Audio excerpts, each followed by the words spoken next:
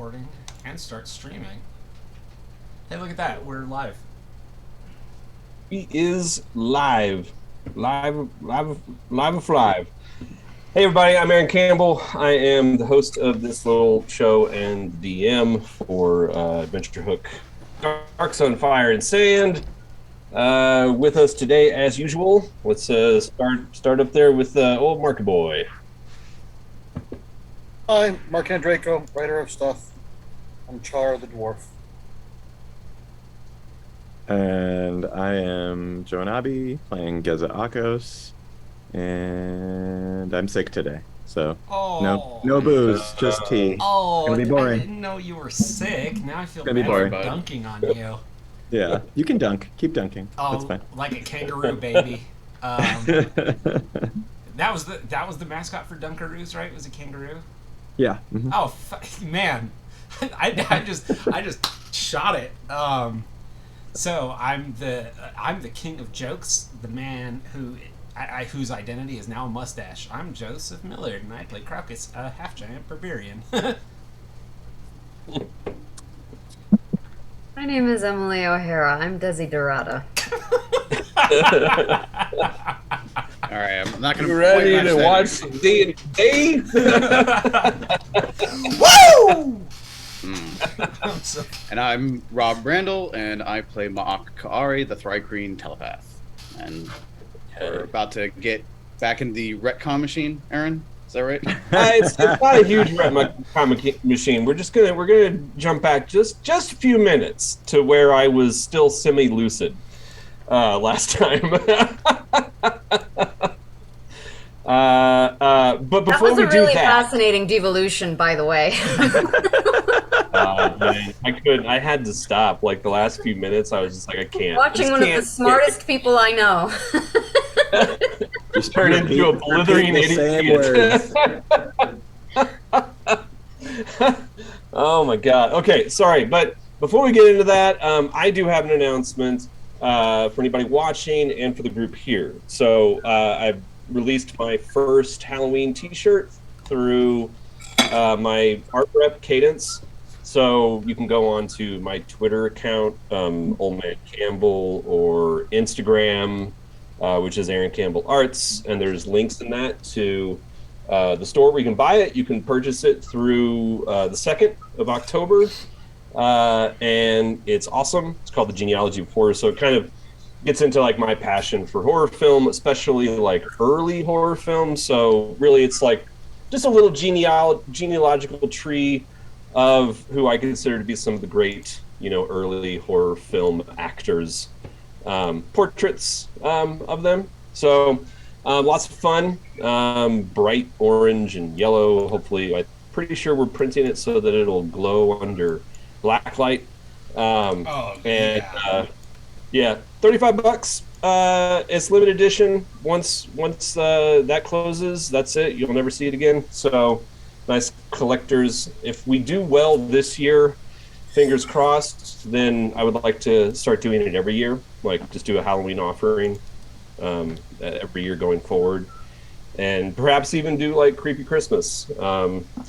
The ghost stories have long been a tradition in the Christmas, at least the Christmas tradition. So I could always do like something like that, but it just depends on how well we do with it this time. So I've been wanting to do it for a while, finally got to, so fingers crossed. So I will actually, let me post a link right now into the chat where you can find that if you want to. So there's the link in the chat at the Big Cartel site for Cadence, and I think that's it. Anybody else have anything that they would like to chat about real quick before we get into it?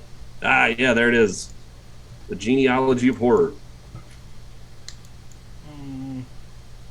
So tell all of your friends, tell your aunts, uncles, and babies, and the chupacabra that lives in your backyard.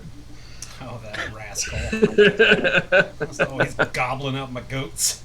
A hungry little fellow. Can't teach him not to. Emelie, are you binging anything new? Or are you still? What were you on last time? Hellblazer? Are you still on Hellblazer? That's a long one. Yeah, there's a lot of it. There's a lot of it. I'm in the Jenkins part. I'm slogging through Jenkins. I'm a third of the way. I think I'm near 113, issue 113. Holy shit. There's a lot of it. I am rereading Saga of Swamp Thing now, and I'm only at issue 38, and I've been reading that for probably 2 months now. Shows how much time I have to do that kind of shit. I put aside time. I cancel plans. That is my sacred comic book reading time. No one's gonna touch it for nothing. Yeah. Nice. All right, anybody else before we jump into things? Going. Okay, let's get into it. So, real quick, just before I get into the intro flavor texty part of this, I started to nosedive really quickly last time, a little too much rosé. So when we get into this, we're gonna back up just a little bit to the part of the conversation where I was still semi-coherent. But having said that, So we're going back 2 months? Damn. Okay, so you guys arrived at the city of Tyr.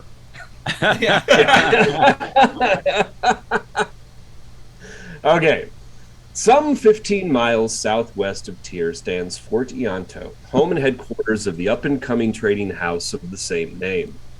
Seemingly unbeknownst to the members of the Ianto family, they have gained a mortal enemy determined to ruin them and usurp their business. The house has seen several significant setbacks in recent weeks. Their incredibly lucrative Alcazar silk operation has been sabotaged. Their caravan captain, Garrow, along with a contingent of guards and a valuable shipment of enslaved people, was assaulted and scattered. And now, in just a few hours, the heir to the house, Demezo Ianto, will be poisoned and die. And those responsible, our clutch, are presently engaged in pleasant conversation with the very target of their ire. But our group cannot be content to just sit back and watch as their plan comes together. Sorry, let me back up 1 second. Let me start that paragraph again. But our group cannot be content to just sit back and watch as their plan comes together. For as they were preparing to leave Tyr earlier that day, a member of the Veiled Alliance, the organization they've been seeking contact with ever since they arrived in the city, found them first and set to them a task. If they want an audience with Catandeo, they must uncover why it is that House Ianto has been given special dispensation, honoratus hospice, by King Kalek himself. It's a grand honor usually bestowed upon favored Templar and sometimes powerful senators who go above and beyond in their support of the king's agenda. Generations have passed since any trading house was given the honor. Those who wear the veil want to know why. It can't possibly be for the reason floating about that it's because of the Alcazar silk they have been supplying the king. After all, there's been many Alcazar silk suppliers up until now. The Alliance is sure that, whatever the reason, it must be related to some secret plan of Kalek's for the upcoming Festival of the High Sun. So having said that, we're going to back up just a bit. We're going to pick things up during the part of the conversation where Demezo was discussing his interest in hiring you all to escort one of his foremen to the location of the silk operation. Around the time Garrow disappeared, they lost communication of the site, or communication with the site as well. He wants you to make sure his agent arrives safely and to seek out any evidence of what could have become of Garrow and the lost caravan. So where we're going to pick up is the point at which you were interrogating him on what benefit it would be to you as a group to engage in this operation. Now, before we get there, I know that Ma'ak was planning on using his psionic abilities to read the surface thoughts of Demezo. So I assume that is going to pick up at this point. Correct? Sure. Yeah, Ma'ak is definitely reading his mind because we had a bunch of leading questions for him that we were hoping he would spill the beans about, whether he meant to or not. So yeah. At least think about. So basically, we have a set of questions that have been given to me. Those are, and I'll read those now because this just to refresh your memory of what it is that you're trying to gain insight into. So the first question was, does Demezo think of the Yuan-Ti when discussing the minds and means of psionic communication? The second was, what is the identity of Demezo's representative he'd like us to escort through the wastes? The third is, how did Demezo gain Kalik's favor or dispensation? Number 4, who does Demezo suspect Garo would defect to? And finally, when Demezo says he knows we can come from... When Demezo says he knows we came from the wastes, does he suspect us of being involved with Garo's disappearance? I also know that Geza Akos, you were planning on trying to connect with Kame. I don't know if that was going to happen during this conversation, if you were going to... Yeah. If you had already gone away to try to find her. Yeah, when Desi walks up, I hand off to her and try to go find Kame. It was also... So as I was listening back through, there was a little bit of confusion on my part in terms of... Desi initially, when you first arrived, you noticed that one of the mysterious, unnamed defilers from your vision, who was down in the well beneath Shadow Square on the day of the assault, the one who was orchestrating things from below, he turned out to be here on site. And as soon as you saw him, you pursued him, Desi. And then he went into one of the he went into a doorway, and you followed through into a room to where he went into a room. You tried to use the little tiger eye agate that was given to you by the Veiled One as a way of them being able to observe your operation today. You tried to use it to peer through the keyhole, and then also underneath the door.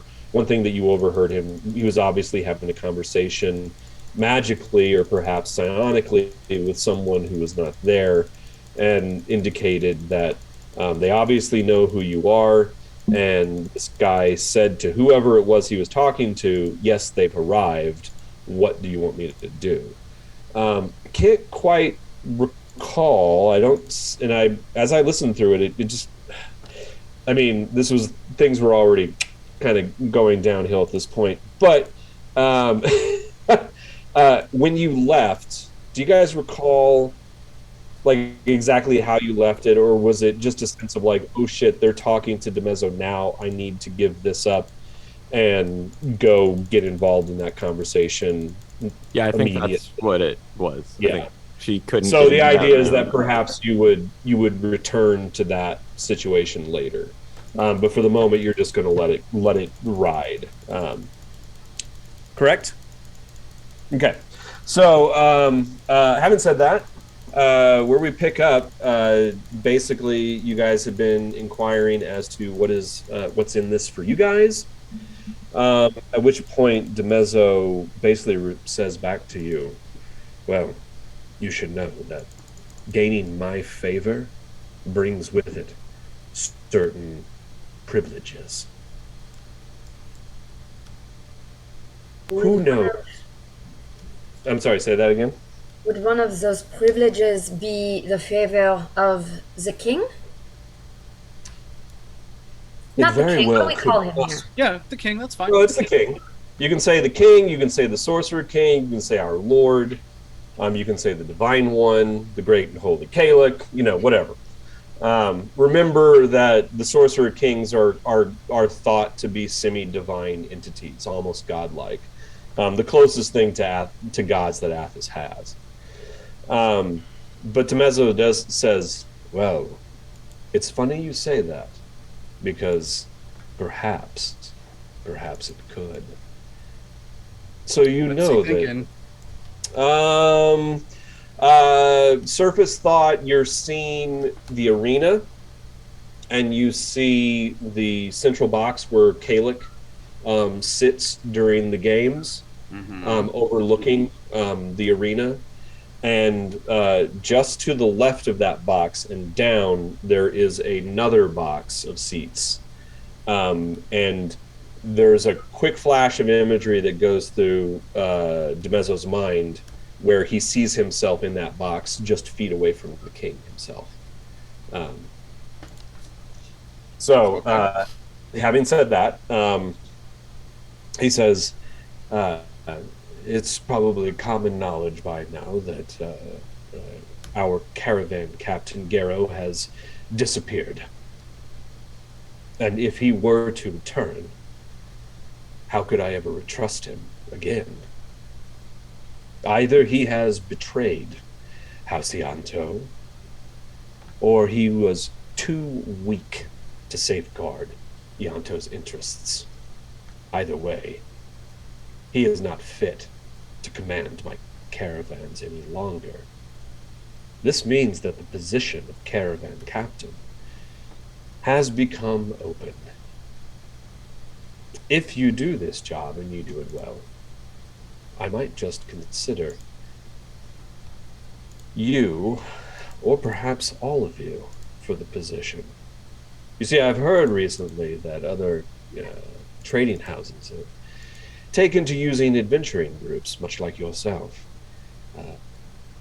as their caravan guards and captains, perhaps thinking that many individuals can have checks and balances on each other over just trusting one individual to oversee the operations. So, like I said, if you do this and you do it well, I might consider you and your group for the position. It pays incredibly well. And more than that, not only will you gain profit shares in all caravans you oversee, 10% is what I typically offer to my caravan captains. But just so you know, I was planning on inviting my caravan captain this year, along with me, to the High Games. I have been giving the special honor to sit in the honoratu seats at Kalik's left hand. Ask him why. So close. We will be so close. We could almost reach out and touch our liege, the great and divine Kalik himself. Imagine. We will be the envy of Tyr. No merchant house has had this honor in generations. And with you by my side, if you do well, imagine what doors will be open to you and us. I have to tell you, this is what I want most, is the seat at the games. Everything that you ask for, everything you want, this is easy for me, consider it done. What I want to know is how secure is your seat? How did you get it? And what assurance can you get me that we will be sitting there? Tell me everything about you getting the seat. Okay. So, outwardly, he says, why, Alcazar silk, of course. We have supplied the finest. We have provided the finest silk that Tyr has probably seen in ages. Kalik himself has said so. He's told me personally, this is the finest king silk he's ever laid eyes on. Inside Ma'ak, when Desi asked that question, you see a stack of obsidian orbs. Now, in addition, just beyond that stack of obsidian orbs, you see a doorway. I mean, or rather not a doorway, but a spectral image of a closed door. Okay. And next to the door, almost connected to it, tethered by psychic threads, you see what appears to be a gong. Gong, huh? Can I will memorize everything I see, obviously, yeah. But I mean, I want to come back to that. Give me an Arcana check. Sure. Mm-hmm. Can Emelie give an Arcana check because Emelie is having ideas? I mean, it depends on how much of this you're immediately, I don't want to squirrel up for having two conversations at once, but I will update them periodically if there's something important, like perhaps what this reveals. So my Arcana check is a 17. 17.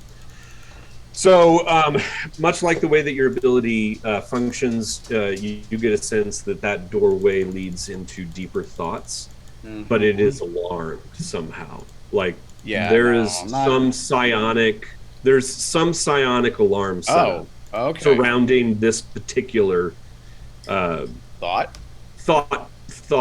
thread. No shit. All right. Well, I won't trip it. I'll just ignore and be very aware that it is there. Basically, I'm saying I'm not forcing this ability and making him make a saving throw, right? Yeah. So, however, it is interesting to consider maybe in his final throws. I'll try again. Exactly. Yeah. Do we know if do we know the line of succession for his house? Do we know if DeMezzo disappears? Yeah, Strabo's still Strabo's number 1. He's number 2. What I'm driving at is once they all die and eat the fruit, who are we dealing with? The Kame, presumably. We're hoping Kame. Since he just basically made us the new caravan guards, we might be the next in line, or at least we'll make it that way. Oh Jesus! Are we gonna take over House DeMazzo? Should I marry him really, really quick before he eats this fruit? Yes. Yes. Sure. Why not? If that's how it works in office, go for it. Oh fuck yeah! That sounds great. That would be the wackiest Las Vegas scenario yet. Man. I'll try to marry Kame. The other thing which probably relates to Mock, which probably relates to the first question that you were wanting to know about, like, does he think about the Yanti? Right. Further off, like, I want to know everything about, like, why you got dispensation. You get imagery of Alcazar's silk. It's obviously there. It's obviously a factor. But that Alcazar silk, you see the spectral images of those bolts of silk stacked up also against another door that is attached spectrally to a gong. Yikes. Are there snakes on those gongs? Just trying to see if there's like a... No, I mean, because it's the psychic space, so it's fairly vague imagery that you see. It's just the spectral form of a door. It's the spectral notion of a gong. Was it leading back to the same? Do I think that's the same trap that I found twice, or is that two different trapped memories? I mean, they're definitely separate from each other. One is there next to those obsidian orbs, the other one next to the those bolts of silk. So there's obviously deeper secrets concerning both of those that he or someone else has safeguarded, has warded against. I mean, technically we already know. It's just whether he knows, right? So, technically we already know what. let's get to Desi's question about tell me everything about how you got that seat, right? Because that should give up the ghost. Well, he said. Well, I mean, that's about as far as he goes. It's because of the Alcazar silk. It's Kalik himself said it was the finest he's ever seen. But the question that I have to ask, so as to not show, is your seat in danger because of Garrow's mistake? I will tell you that did not help things, and there were many questions from Templars coming nosing about. wanting to inspect my coffers and my warehouses, making sure that there was not some plan being hatched, either on my part or perhaps as a result of Garrow's actions on behalf of some other entity. At which point, this probably answers the question of who does DeMezzo suspect. When he says this, Ma'ak, inside your mind, you clearly hear him thinking or see him thinking of that his suspicions that if Garrow has defected or betrayed them, he's done so in the name of some other trading house. He suspects either House Bordon, which is the major trading house headquartered here in Tyr, but also another possibility that he's been considering is the Dead Yeasts consortium, the Dead Yeast consortium. Because they are they're the biggest competitor for silk in the region. Okay. So it could be either one of those as far as DeMezzo is concerned. Now, outwardly, when he answers you, Desi, he does say, he continues and says, things are not as stable as I was hoping, but I don't see any problems. As long as I show up at the ordained day, all should be fine. Kalek has put great faith in me. And if I can say so myself, it's not my father, it's not Halcyanto, it's me. It's my machinations that have made this cell. Ah, so are you telling me there is something about you, beyond the silk, that has won the king's favor? Something special about you? Again, Ma'ak, you see that pile of obsidian orbs and that door connected to the wrong. Hey, we've recently lost an obsidian orb. Have you seen any? Yeah.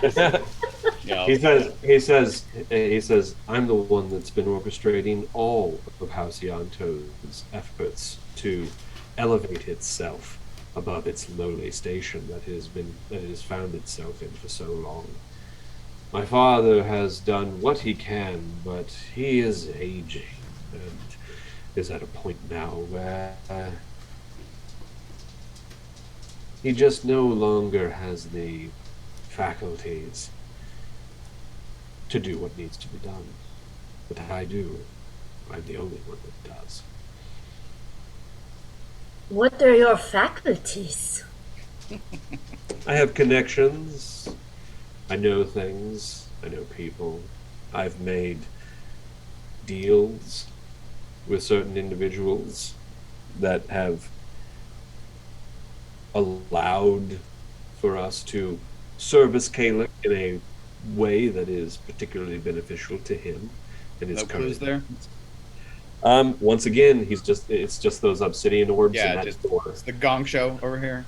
Yeah, and no longer is the silk really showing up. So it's obviously not about the silk. It's about whatever, like, those obsidian orbs are important, but it's really what's behind that door. Door number one. What the fuck is behind door number one?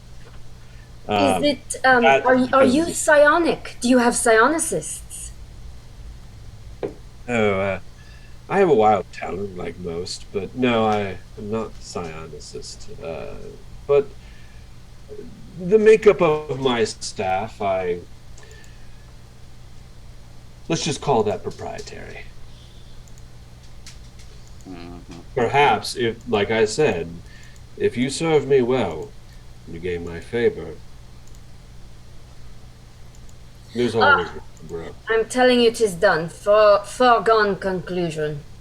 We do this like it is nothing. Everyday stuff. Okay.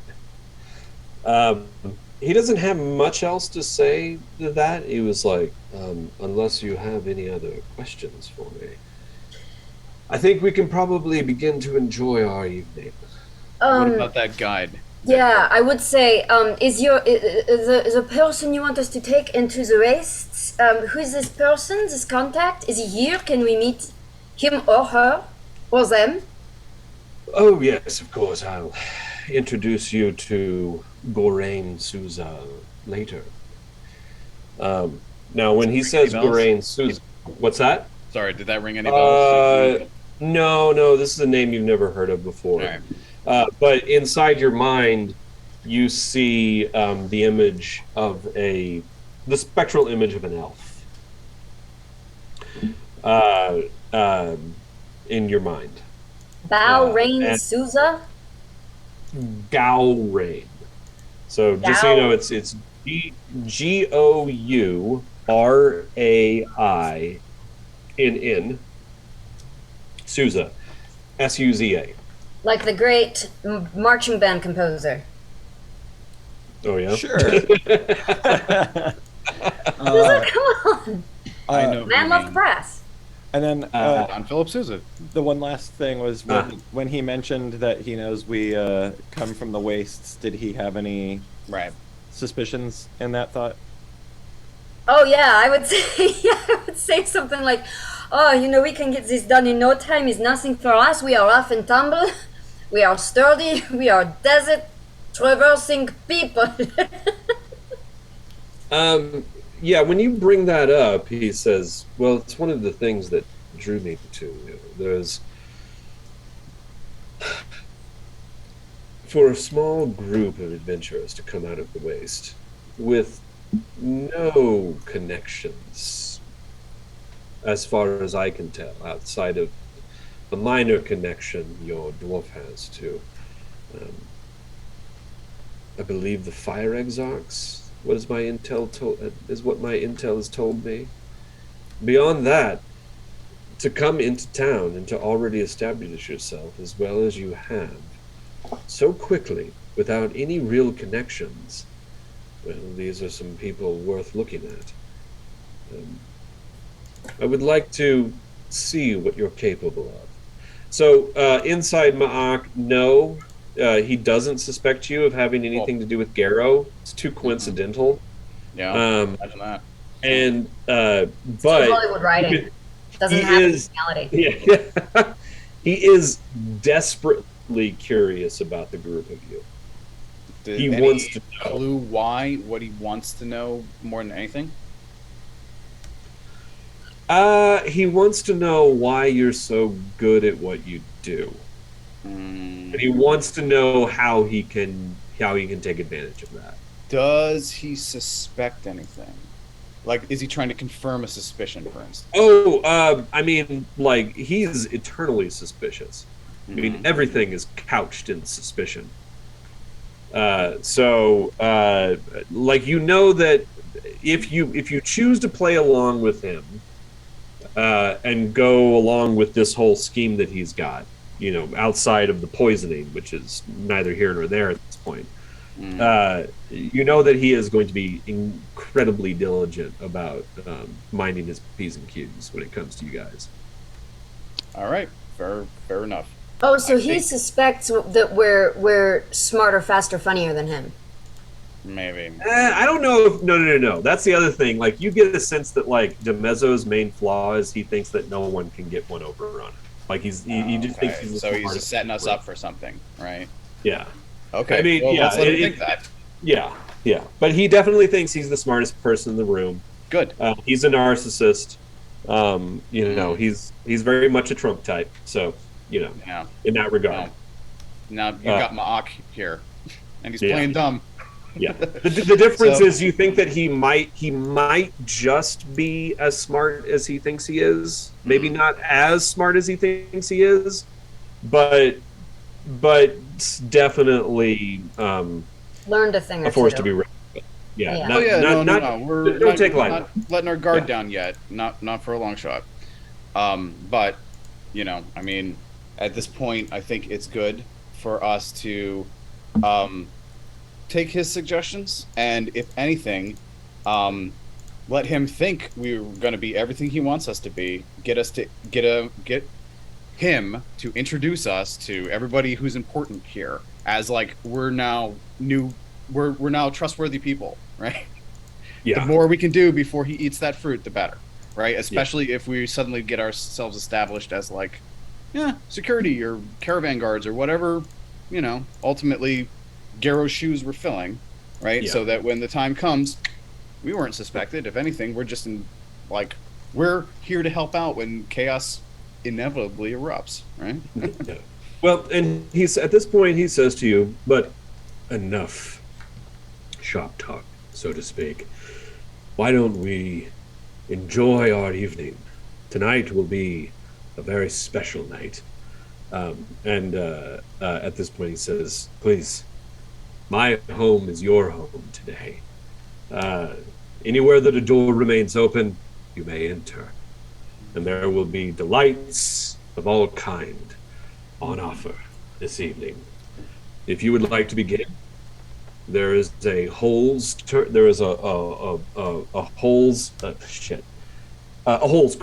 What he calls a holes court. If you would like, there is a holes court already set up. We are already beginning to wager on holes. Just so you know, holes is a simple game. It's kind of a cross between lawn darts and cornhole. Or maybe I'm about to win so much money. Yeah. So like, there's a long sandy court. You start off by someone tosses out the carapace, like a section of carapace from some Athasian creature. You're not really sure, but that bit of carapace has all of these little holes in it. And they range in size, like naturally, from like a hole that's about 6 inches diameter to holes that are about 1 inch in diameter through this section of carapace, and it gets tossed out to some point randomly in the court, and then everyone is handed Weezer stingers. Remember those things? Mm-hmm. Remember the giant wasp creatures? I think, Mark, you weren't here for that. That was before you showed up. Weezers are a Athasian creature. They're basically gigantic wasps. They're like 6 foot long wasps. They live out in the wastes, and they have these stingers that are like 18 inches long, black. And the stingers themselves have been weighted at the end, and they have like arrow feathers, basically like blades that have been put on the end so that you can toss it like a lawn dart. And then the idea is that you're trying to toss the stinger so that it lands in one of those carapace holes. And so depending on which hole you get it in or how close you get it in depends on, like how many points you get, shit like that. So they're over there wagering that. He also looks to you and says, oh, and for your half-giant, we will be doing exhibition bouts later. The pot is quite something. If you would like, you can join those. You must sign us up for that. Is that before or after the eating of the fruit? Please say before. Oh, all before. The eating of the fruit is the very last thing we do in the evening before the real fun begins. C'est magnifique. I'm wondering, of course we are going to send Cha'ar and Ma'ak to the games because they are our sportsmen and will win us millions. And then we will send Carcass to the bouts for he will win us millions. I'm wondering if you might introduce me around to the powerful people you know in this room. Well, I am unfortunately greeting my guests, but one of my servants can certainly do that for you. A servant? I thought I meant to be your caravan captain. Is this no way to be treated? Don't move too fast there, fair lady. You're not caravan captain just yet. But he says, perhaps my sister. Where is she? Come. And then he turns to one of his servants. He's like, where is that blasted woman? So I believe that she's, I don't know, somewhere. And he's like, well, find her. My sister will show. All right, I'm going to use ESP again. I want to read his mind one more time. I kind of gave it up after we were done talking, right? Yeah, but like yeah. I want to do it again because I want to know what he thinks about Kame. He considers Kame to be a necessary, I don't want to say evil, but a necessary annoyance. He doesn't really have a very high opinion of his sister. She's not evil enough. Yeah, she's basically like she's not cutthroat like he is. She's not ambitious enough. So you just get a sense that like he's eternally frustrated with her. Okay. Well, I'll keep that up for the minute in case he drops anything else interesting. But that's good enough. Does she show up, or has Geza already found her? She shows up before. We'll just say she shows up before Geza finds her. But or actually, why don't we say this? We'll jump over to Geza, and you find her, and then it's just a few moments later when the servant comes up. So you do have a few moments to talk to Kame. Right now, she's basically overseeing the logistics. Like she's basically acting as like she's doing like the butler dude. She's making sure all the food is prepared. She's just going around making sure everybody's doing their jobs and their tasks properly. I mean, if there's a place for me to insert myself in like a meet cute kind of like, let me pick something up that she dropped, or just to be helpful and introduce myself in a way that is not. I want to be helpful and be participating in whatever task she's doing, if possible. Yeah, and I want to proceed with the bacchanal. And so I start drinking.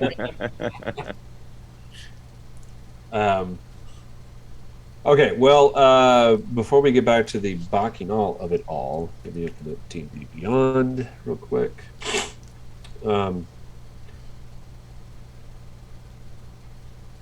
Give me a Geza. Give me a. Man, I've been reading more and more like Call of Cthulhu shit. I wish there was a luck roll in D&D for shit like this. A luck roll? Perfect. Yeah, like luck is like in Call of Cthulhu. They just have like a luck roll. So like it's like, hey, is there something nearby like happening that I can, take advantage of? It's like, give me a luck roll. Well, yeah. But let's see. I'll do why a don't we do specific this? thing for. I could do insight body language to see if I can tell that there's something that she is having trouble with or desiring or something. Yeah. Give me an insight roll. I could tell by the way she was standing hornily. I need a bird colloquial or whatever it's called. Cloaca. Cloaca. Boy, do I love genitals that can shit and piss. Yeah. What did you roll? A 16. 16. Okay. And that's unguided, so I'm always trying to cheat the system. So with the guidance, that would have been 18. 18. Okay. Yeah, she's actually looking really frustrated.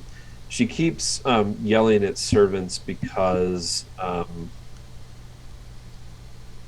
let's see. You find her when you eventually find her. She is near the kitchen, and she's talking to someone, and it's obvious that they haven't started something on time. And Cook is saying basically like, Mistress, I can't start the roast until we have, or until we find the spice mix that we need for it. And such, she names someone. We'll call him Strebo. No, not Strebo. It's too close to the name of the patriarch. Vern. We'll call him Vern. And Vern still hasn't managed to find it. We're not sure where it went. We're not sure where it is. It's been misplaced.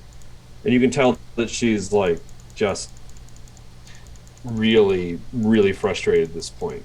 She's like, if you do not get this started in the next 10 minutes, it will not be ready in time. They're like, I don't know, mistress. We've been looking all afternoon for it. We can't find it. He said he can't find a certain spice? Yeah, it's like the spice mix that they have prepared. It's like a rub, a special rub for roast.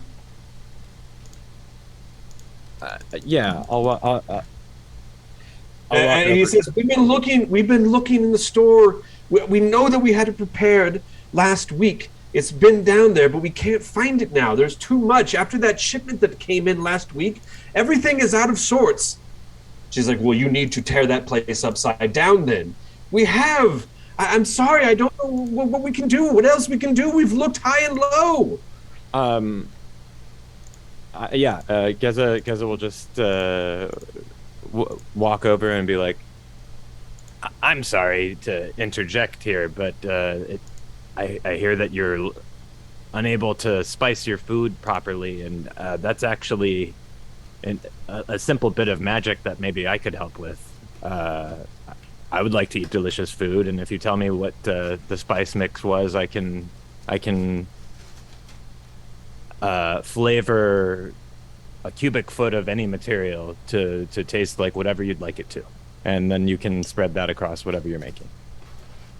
Okay, so give me a charisma check. This is just going to be a simple persuasion. Okay, that's my worst ability. It's not a Woo! 19. Nice. Without the guidance that I was going to put on it, so let's see what that is. That's a 20. That's a soft 20. Okay, she looks to you and she says, first of all, she's taken somewhat aback because she's obviously never seen someone like you. Beautiful, stunning, great plumage. Yeah. She doesn't say anything though. There's just a momentary there's just a moment where she just sort of like looks at you and kind of looks you up and down and says, any help that you could offer would be greatly appreciated. If the roast is not on the table by the time that it has been designated, it should be. My brother, well, you don't want to see my brother when he is in one of his moods. I say, no trouble at all, ma'am. My name is Geza Akos. I'm one of your guests tonight. Okay, she looks at it and she says, well, do what you can, and we'll see. You can tell that she's skeptical, and depending on how this turns out, will probably greatly influence the way she sees you. I turn to the cook and I say, what spice do you have on hand? I'll reflavor it. Okay. He says, well, we have all the spices on hand. The problem is that it has to marinate, and it was supposed to marinate for 24 hours. Without it marinating for 24 hours, I don't know what you can do unless you're a Stygian. Are you a Stygian? In a previous life. Oh, well, wait. And he rushes and starts gathering everything necessary. This is it. So there's like a crock that's filled with some kind of pungent, aromatic liquid, and then a selection of all these spices. And then like some berries, some like odd berries that you don't quite recognize. And she tells you quickly, I'm not going to go through all the details, but basically gives you a rundown of like what needs to happen in order to mix this properly. So you can then cast your magic based on that. And I assume you're using the mending? What spell is it that you use to use? No. Prestidigitation is the one that allows me to flavor 1 cubic foot of non-living material. Okay. But I will say that the flavor only lasts for 1 hour.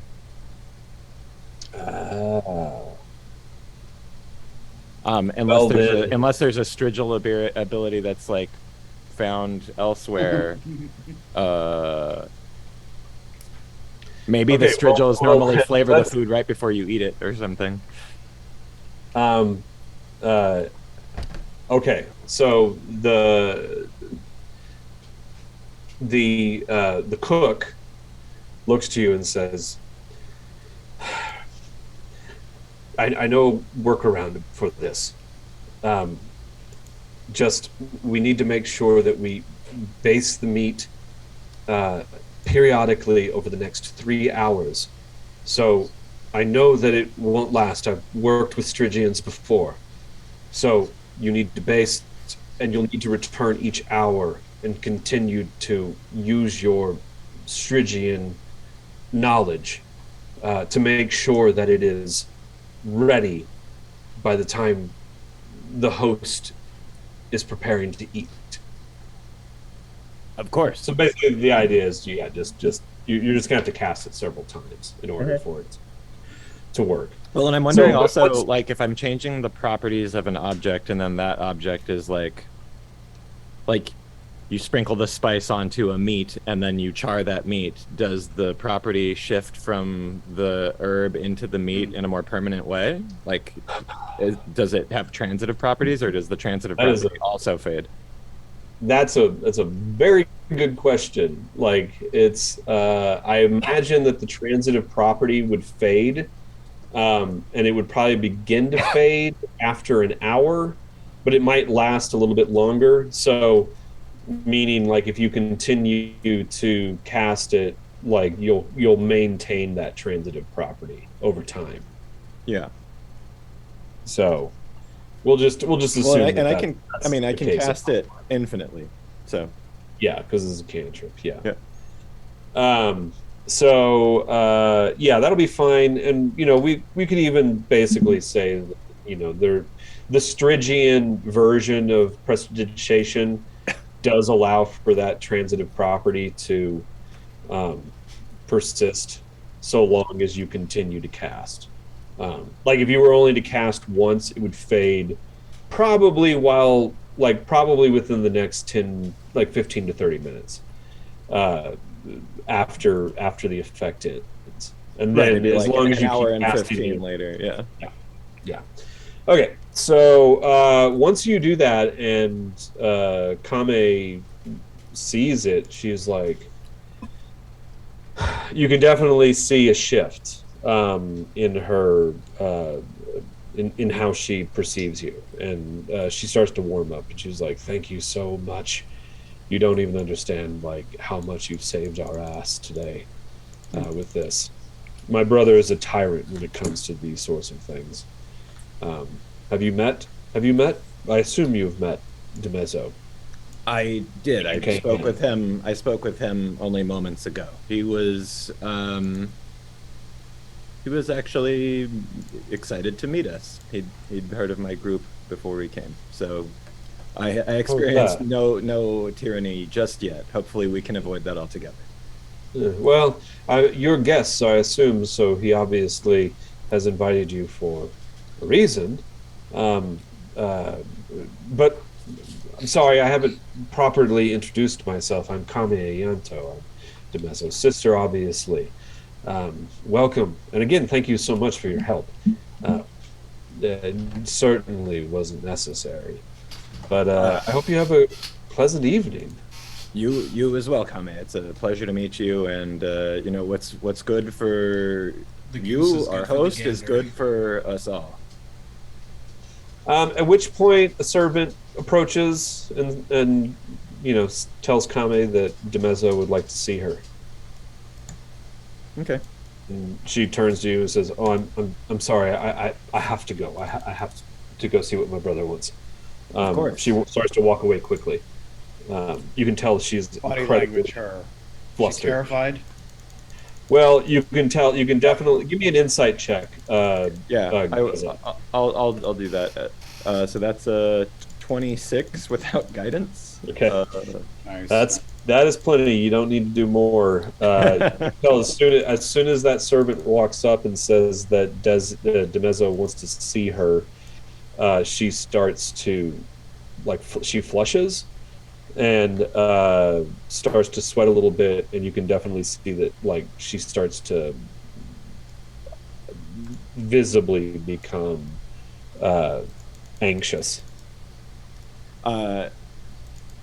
Before she departs, when I see that in her, I say, and also, if there's anything else I can do to make this night go more smoothly for you, you know where to find me. Oh, thank you. I will probably take you up on that. And then she rushes off.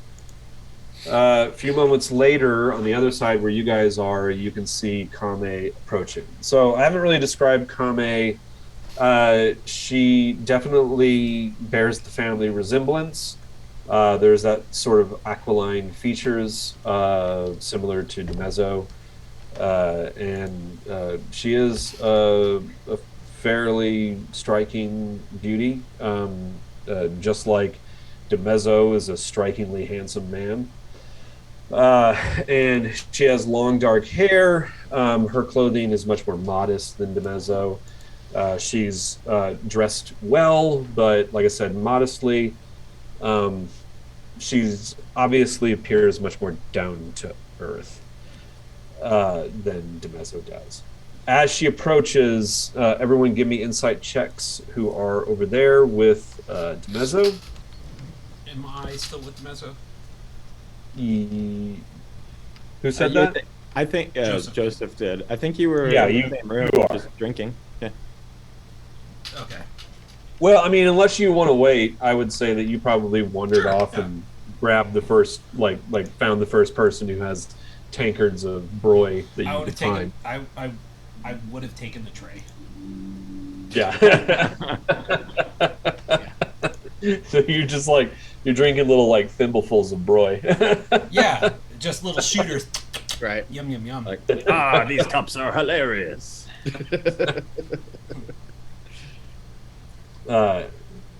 So everybody else, those insight 21 checks. for Ma'ak. 21. That's good. 19 for Char. Good rolls.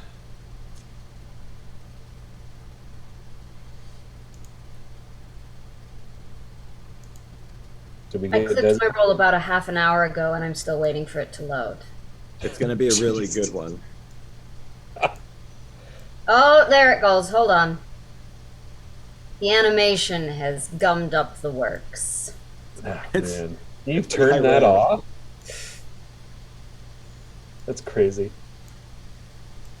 Ooh, nice. 20. Oh, shit. Man, you all succeed. You see a very flustered, very anxious woman approaching you.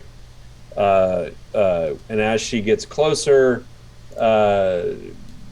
you can tell that she's just waiting for holy hell to come down. She says, "Yes, brother. How can I be of assistance?" And he says, "Sister, these guests of mine, they need someone to show them around. You're not busy right now, are you?" "No, of course not." Would you show them around then?" "Yes, thank you. Okay." And then he turns to his next set of guests coming in. And she, when he says that, she rubs her forehead and she's like, yes, brother. And she looks over her shoulder. You can tell that she's occupied with more important things, but she turns back to you and says, "I'm Kame Yanto. How can I be of assistance?" I asked your brother to show us, to introduce us to the important names, the important people here, and it seems he has fobbed us off onto you. Useless. Useless!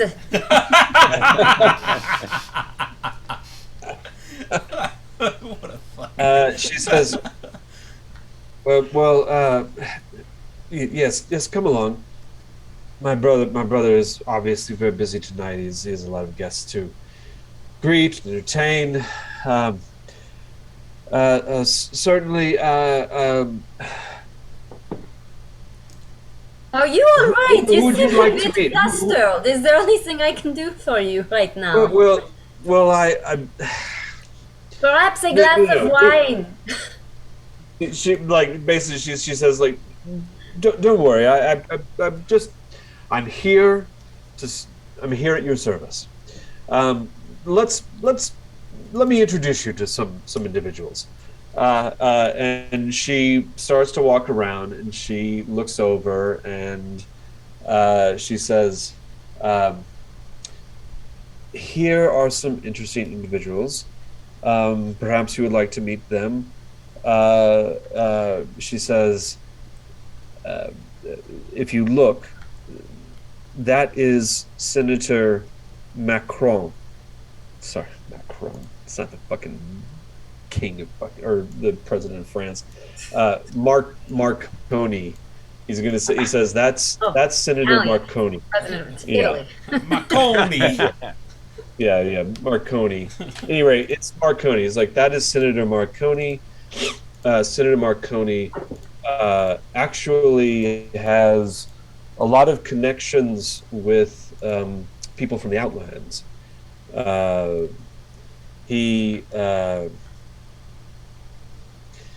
His purview, before I introduce you, his purview, his main source of income comes from connecting merchant houses with potential,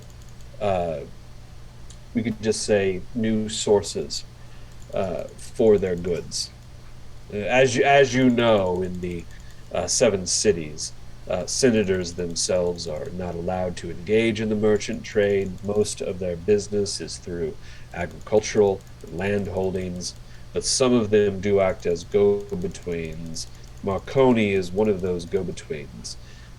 Marconi is always seen to know exactly who's ready to trade what and when. And that information comes at quite a price. That is somewhat good to know. She cordially, just like a mixer, cordially introduces you to them. You have a quick little tete-a-tete. They introduce each other.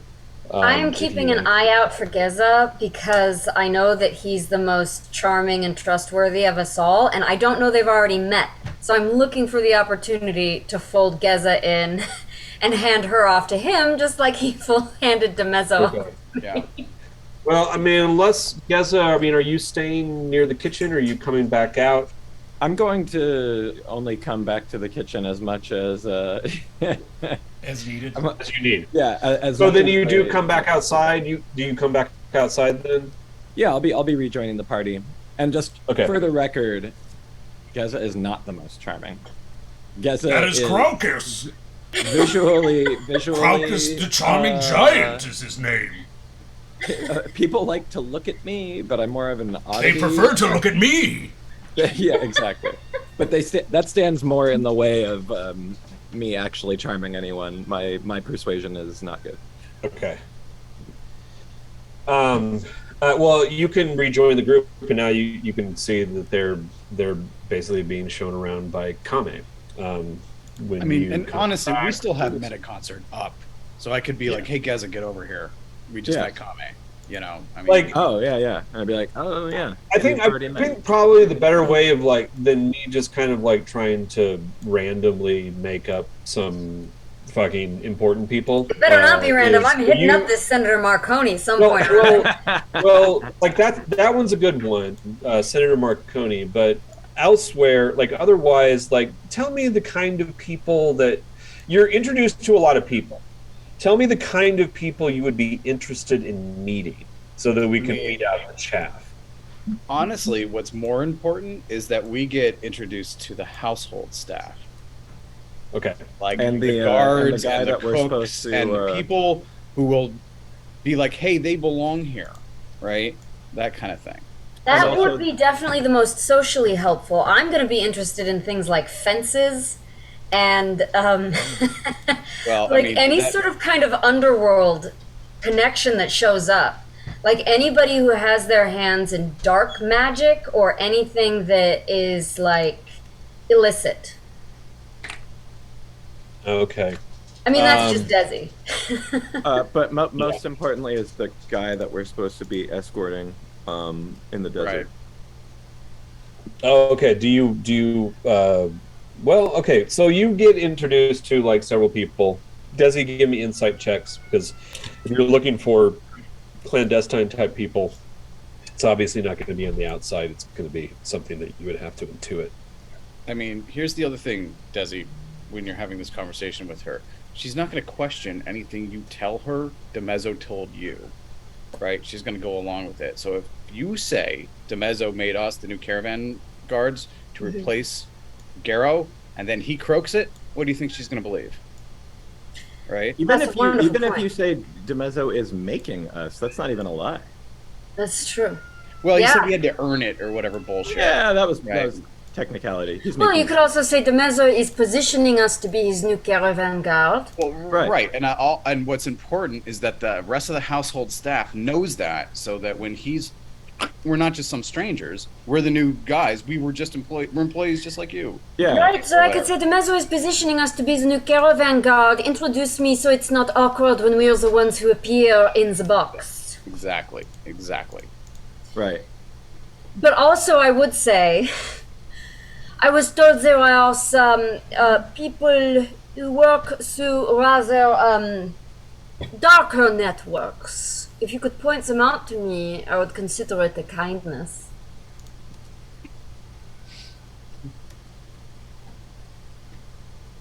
Darker networks, how? Like nighttime. Well, not quite unlike nighttime. But you know what I mean. You know, perhaps some people who have contacts that function in the sewers rather than the streets. My brother wanted me to introduce you to people such as that. He was a little drunk, but yes. Give me a persuasion check. Thank God that in my insight's shit. That's not. Is it deception or persuasion that you're doing? I guess it would be deception. Yeah. Sorry, yeah, do Thanks, deception. Heather.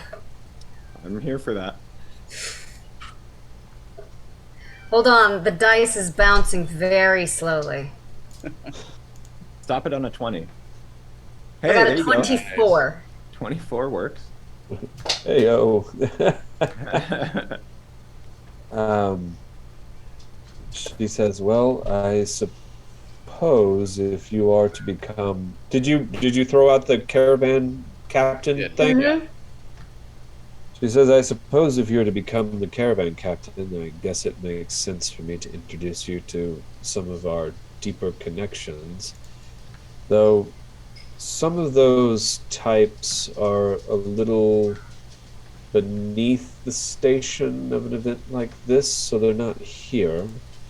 If you come by Iron Square in the next few days, perhaps I can set up some of those meetings. I might have to talk to my brother first to find out exactly what he has planned for you going forward, so we can make sure that this happens correctly. But as for who's here today, well, I've already introduced you to Senator Marconi, and he's one of our most important contacts when it comes to some of our more clandestine endeavors.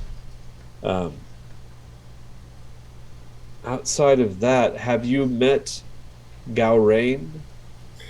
No, we would like to. Gaurain is one of our more important agents. He is somewhat unreliable. He is an elf, after all. I am curious, He's why are you working with an elf? Well, you'd have to ask my brother that. No. DeMezzo is the one who hired him. Well, I guess hired is the outward term. Gaurain is actually a slave to House Yanto, but presented to the world as Demezo's right hand. I don't know what it is that he has over him. As far as I'm concerned, if Gaurain had even half a chance, he'd be gone in the desert in moments. But Okay, great. But Demezo or Gaurain knows more about the silk trade that we engage in than I think anyone. Do you know, I think when I hear you talk about slaves, I get the impression you do not like the idea. I think it's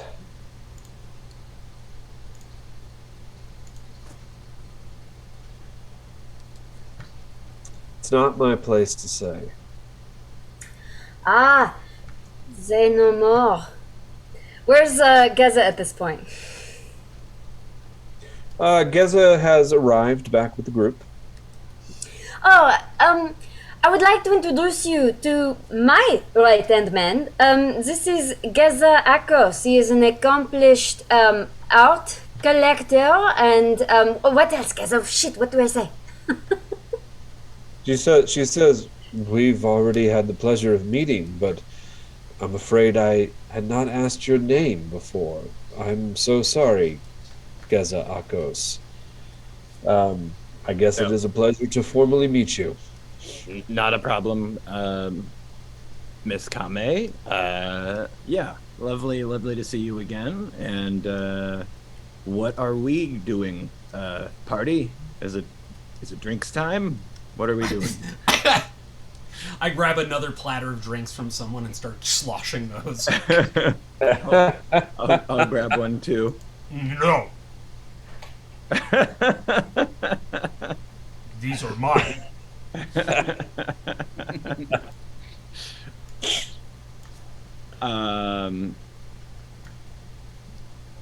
Don't let me derail whatever was going on over here. I was just showing your friends around. My brother had asked for me to introduce you to some of the more lofty guests, I suppose. Though I really don't know how much more time I have. I do have to get back to overseeing the events of tonight, unfortunately. Have her introduce us to Gaurain and then hand us off. She can go back to what she's doing. We'll find her later. As Mock just like starts chewing on some fruit, right? Probably just something awful, just working it. Yeah, and he's not even listening. I did not mean to keep you. Can you point out Gaurain, give us an introduction, and then, of course, we will not take up any more of your precious time. Thank you so much for showing us around. Certainly. Let's see, where is he? She catches somebody, like a servant passing by, and she asks where Gaurain is. And, she says, "Oh, he's up in one of the towers." She says, "Can you bring him down?" She says, "You can see there's a little bit of fear in that particular servant's eyes," and she says, "Yes, I'll go see if I can get one of the guards to find him." Is it better if we go up to Gaurain? I was going to say, when she says going up to one of the towers, does that sound familiar? Is that where the guy locked the door? Yeah. No. Well, right, the door. So she's sending one of the guards, and he was in the guard barracks. Yeah, because he was like in the second floor. Like there was like a room in the second floor of the guard barracks. Let me see real quick. I'm not going to bother pulling it up on the map just yet. But yeah, you had gone through. There was a door. So if you look here on the map, you guys can see the map, right? Yep. Mm-hmm.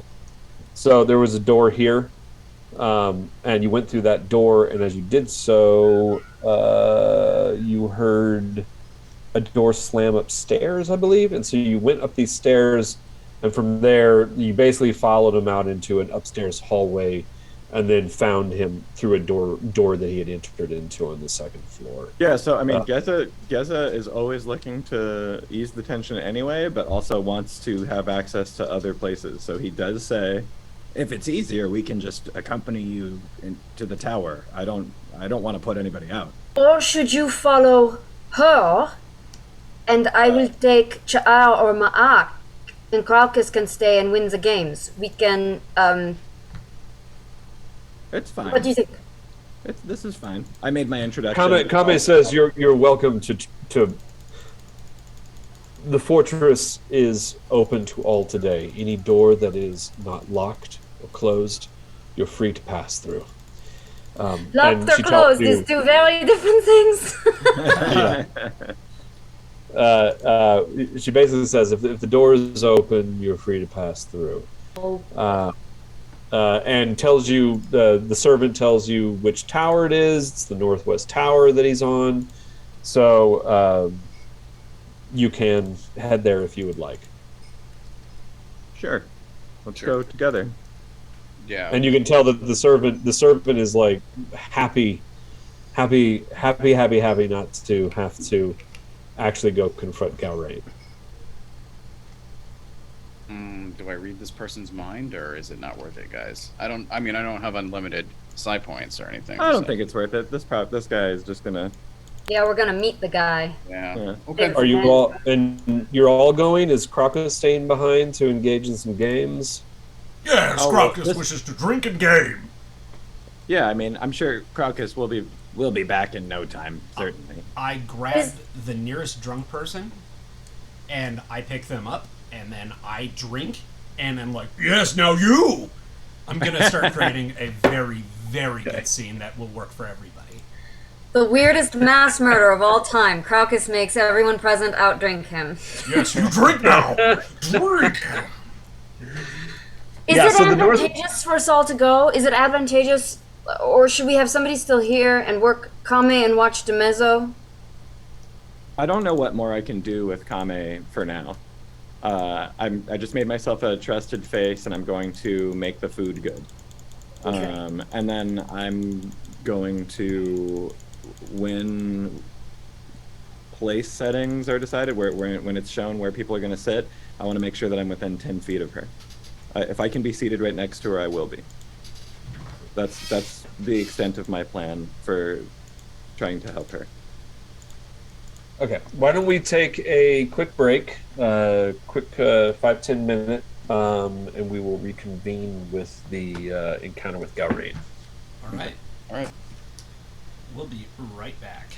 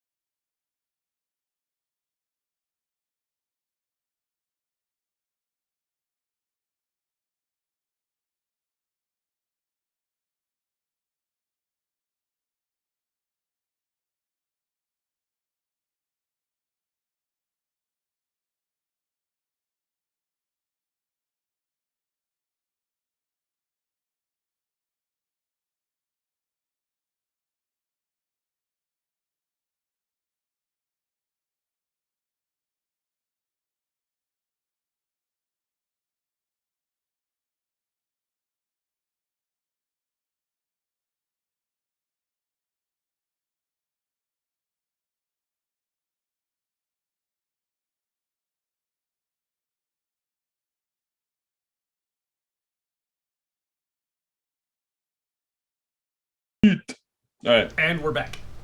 Thank you. Okay, so we're back, and you guys are planning on going up to find Gaurang in the Northwest Tower, which is up here in the northwest sector of the map. Now, when you go through... I'm trying to not split off very much, considering that we know that there's at least one person in here that wishes us harm, perhaps. Yeah, good. That's another good point. And we only have one Aaron. Right, that too. We can't go to a breakout room with the other Aaron. Yeah. Man. Okay. One day we'll figure out how all this bullshit works. All right, so yeah, you head up, but that does mean that like you head up through the barracks, Desi, where you went before, into the second floor, and then that leads you out onto the upper parapet of the wall. And now that you're up here, you can see that there are tons of guards pacing back and forth, standing at attention, on guard, looking out into the field, out into the wastes beyond. As you come out through the doorway from the barracks onto the second story parapet wall, to your left, all the way over, you can see a door leading into the tower. It is open, which means evidently that you have access. And just to the right is that doorway that you surreptitiously approached last time when you were trying to pursue the Defiler. Is it closed? That door is closed. What if we knock on it? Let's stick to the plan, right? Let's stick to the plan. Try to look like Sticking we're supposed to be here, and the more the guards get used to seeing us as supposed to be here, then we can probably come and go as we please in places we maybe shouldn't. But right? the place we were told to go, the door is closed. That's no. It's the door into the tower is open. The door into the room where that Defiler went, that's closed. Oh, okay. That's okay. Yeah, that was over here. Then let us charge into the open door. Yes. Yeah. Okay, so reveal that. As you go through, you enter in, and you can see that it's a large open room. There are some guards in here. They give you a look as you come through, and also in doing so, they kind of give a bow and say, "Welcome, gentles." Thank you. Kind of go back to their post. You can see arrow slits all the way around the room. There's a door that is closed that leads out onto the parapet wall above the gate, the main gate into the fortress. But you can see that there is a stairway that leads down right here, and there is a stairway that leads up over here on the south side of the wall. Which one are we supposed to go up to? Up? He said he was in the northwest tower, but you don't see an elf in here. So he's either up or down. Is that servant leading us still, or did... No, like that servant was like, "Oh, you're going to go look for him yourself? Awesome, I'm out." Oh, okay, I thought he was going to hand us off to wherever. Yeah. All right, that's fine. Whatever. We're adventurers. I think we can handle this. I would turn to a guard and say, "Where is the elf named Gaurang?" Oh, kind of grits his teeth. He's like, "You're looking for Gaurang?" Yes. DeMezzo wants us to meet him, to work with him. Oh, okay. Well, then, Mr. Souza is up on top of the tower. Thank you, God. Mr. Souza. Hopefully he has some booze. We should have brought him some booze if we were thinking. Should have brought him some booza. We should have brought him some booze. Wait, is Kraukus with Oh, us? no. Kraukus is getting drunk with some idiots. Okay. Yeah, Because you no. could get drunk while you're walking with us if you wanted. I don't know. No, I'm where the party's at, and Okay. I might be like getting a bunch of people alcohol poisoning. So was the door? So where he directed us was through a closed door, right? No, he directed you up the stairs. Oh, okay. So And we'll go up. the stairs lead through an open trap door in the ceiling. To the tower. Yeah, That's so exciting. Yeah, the stairs lead up to an open trap door, and you just walk up to the trap door. When you get up there, you immediately look around. Like, it was dark inside, so your eyes have to adjust to the fading light of the evening sun. It's still incredibly hot outside. It's probably in the upper 90s now, but the temperature is fading fast as the sun descends into the horizon. You can see there's a few more guards. Describe the sunset. It is imagine any sunset from the film Lawrence of Arabia, and that's what you got. It is quite spectacular view up here. You can see off to the north west the city of Tyr. You can see the Golden Tower and the ziggurat shining brightly in the fading sun. The multicolored tiers of the ziggurat burn with livid color, and the Golden Tower itself is like a pillar of gold rising from the valley of Tyr. Out beyond, of course, beyond that, you can see the ringing mountains rising high. They are glowing a bright pink almost in the fading light. And then off to the east, you can see the wastes of Athos laid out before you. Multicolored shades of browns, reds, golds, even steel blues and greens, and the waves of heat rising off of the horizon. You see several guards up here standing watch, and then you notice the elf, who is gazing out, almost as if he's staring directly into the setting sun. Give me insight checks.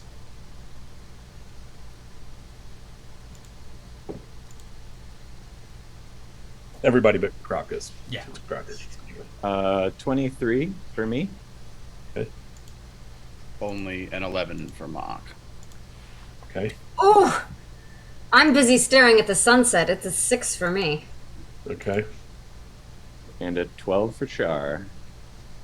So I think Geza is probably the only one who really picks up on this. You got 23, right? Yep. You just get a sense that, like, this individual, this elf, is staring off. He's haunted. He's longing. He's musing.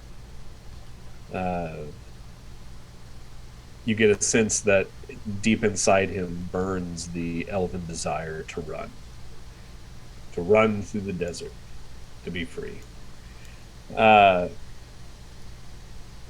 Just as a description, this particular elf is clean-shaven, bald, almost like imagine the Nosferatu character from the classic Nosferatu film. Not quite that sinister looking, but close. Sort of a long pointed nose, ears of this particular elf are actually like quite pointed. His head, his bald head, kind of his whole face itself is a very like kind of sharp V shape, going up into like the round bulbous form of his cranium. He has deep gray hazel eyes when he finally turns to stare at you in dark, shadowy, recessed eyes. Sunken cheeks, sallow skin. This is an elf who has spent far too much time inside and not in the Athasian sun.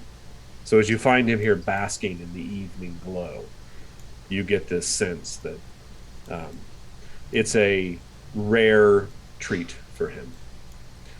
And then in terms of what he wears, it is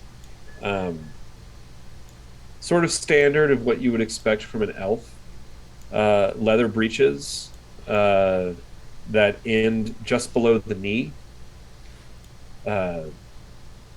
thonged sandals that lace up around the calf.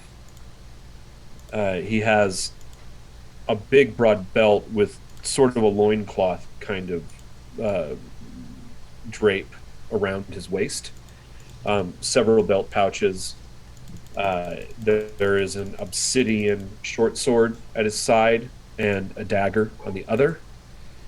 And strapped to his back is a compound bow made from some kind of composite bone material, and a black giant hair cord string. What do you call it? A quiver of arrows, and he is bare-chested.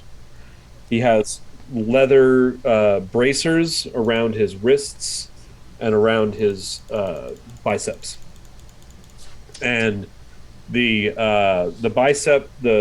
leather bracer around his right bicep has leather thongs, like straps, hanging, and each of those thongs is tied off to some kind of trinket, probably a keepsake of former battles, teeth, bones, feathers, things like that. So, right, well, and then there's a single red stripe that runs from his bottom lip down under his chin and down his neck, and then all the way down the middle of his chest, and disappears into his breeches. Does that have any sort of elven meaning? You could give me a history check. Humans, it means he's into fisting. Is that true? No. I don't know. Google it. I've never fisted. I got a 21. 21. Let me grab my elven handbook. I'm just wondering because I'm an elf. Yeah, and then like, right. do we like all have kind of any experience with elves, or is this super? This isn't as rare as like a halfling encounter. No. Well, we've met elves, me and Ma'ak. We had a very unfortunate. Yeah, we met way too many elves. Yeah, this is not. I mean, he's not a member of the Jurdai. You don't think? I mean, if he's a slave garb now, so is any indication. Yeah. Anyway, but that red tattoo. Okay, based on your roll, that red tattoo, you get a sense that might mean that he was a former member of blah blah blah. The village people. Well, then, like, Cha'ar's village was, like, weren't they, like, often at war with the Jurdai? Like, does he... Yeah. I'm just wondering how we would baseline feel about elves. I don't know. How racist? Yeah, how racist are you? I mean, like, okay, so there's, like, the baseline Athasian racism against Athos, which is elves aren't to be trusted, they're fickle, and they'll screw you over at any chance they get. They don't make good slaves because they're always escaping, so this makes this individual sort of unique. It's not common to see elven enslaved people because they're really difficult to maintain control over. You just know them mainly. Most of you mainly have had most of your interactions with elves in the elven markets of whatever your respective cities are. And you just know that, elves, you have to be careful because they're going to always try to get one over on you if they can, as far as you. Like, those are the prevailing sentiments in Athos concerning elves. So, but with that in mind, based on the way that he's dressed, this kind of like faded brown leathers, and then the this red stripe that runs down, you have a sense, Desi, that this might be a former member of the Silt Stalkers. And if so, that probably means that you think you've heard that that red tattoo is something that is added to throughout their lives. So you have a feeling that if you got closer, you would notice that that red line is actually formed of many interconnected dashes, and each one of those dashes represents a kill. So they begin the first kill is their first blooding, and that first red tattoo is drawn just below the lip, and then every time they get a kill, they add to it, and that line slowly grows, and the longer that line grows, the more revered that hunter is, that stalker is. But as far as you know, the silt stalkers, let me just make sure. Silt? Is that what you're saying? Silt? Yeah, silt. SILT, like the fine powder of the sands, the silty wastes. And they are known to inhabit the eastern regions of the tablelands. So that means like on the boundaries of the Silt Sea itself. So if this is a member of the Silt Stalkers, he is far from home. All right. Well, before we have this conversation with this guy over meta concert, Marc will muse. Athos may be a harsh egg, but of all the realms that I have been incarnated into, we have the best sunsets here. But we should know with this elf, or at least I suppose we should consider the fact that we know way more about the Yanto operations than we should, particularly as the Yanti are concerned. In theory, we can gain this guy's trust because we can claim that DeMezzo told us these things, right? And that's why we're to be trusted. So just something to consider. I don't know how this is actually going to go with this guy. He seems pretty feared by everyone we've talked to. So, but Maak's not going to be the one having the conversation with him. There's like an ancient. You want to talk about who's racist towards elves? It's kind of the screen, right? You might want to stand back a little bit. I'm going to hang back, and I've been playing dumb. I'm going to keep it up for as long as I have to. I screwed one part of the description of this guy up. He doesn't have a bow on his back. What he actually has is like a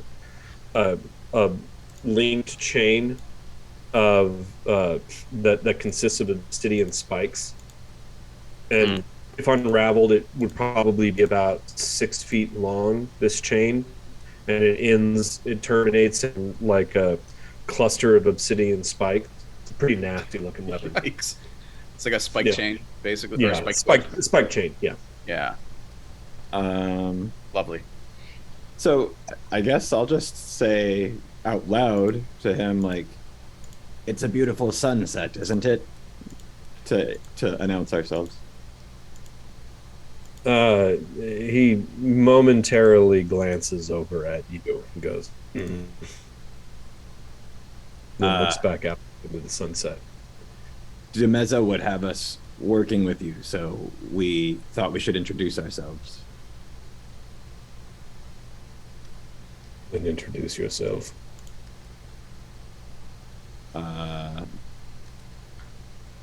We are House Dorata. This is our patron, Desi. I'm not going to say anything. I'm just going to put my hair over my ear. Like revealing your ear or hiding your ear? Revealing if he cares to see.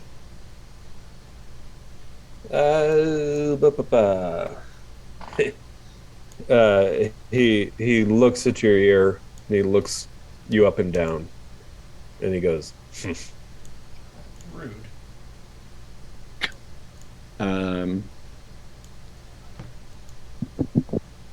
Do you know of this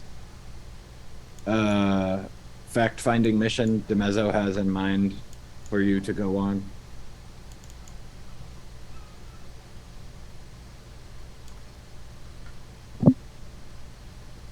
I might know some things. Well, he has it in his mind that we will be your escort and perhaps do what Garrow used to do for him. No, really. What things? When I'm in Metaconcert, like, Ma'ak, are you reading his mind already? I will when you start asking him pointed questions. So yeah, I can start now.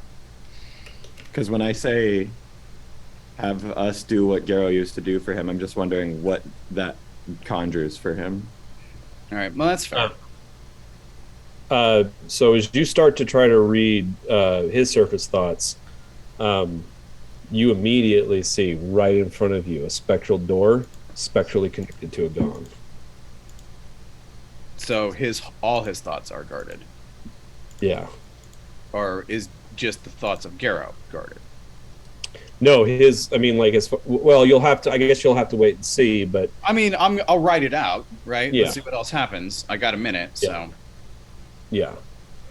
So anyway, you were saying, Geza? Oh yeah, yeah. Just he thinks that we would be a good fit to take over Garrow's role if Garrow can't be located, and that we should accompany you on a fact-finding mission. Is this news to you? I'll do what the Mezzo has me do. Are we done here? If you would have us speak no more, then I don't want to impose myself on you, certainly. We just thought we should meet. Do you want to ask him why he's enslaved? Since we have a few seconds left. Sure. Does he say anything when I say that? He says, "Well, we've met." I understand. I've come to realize you're not here of your own free will. Is that correct?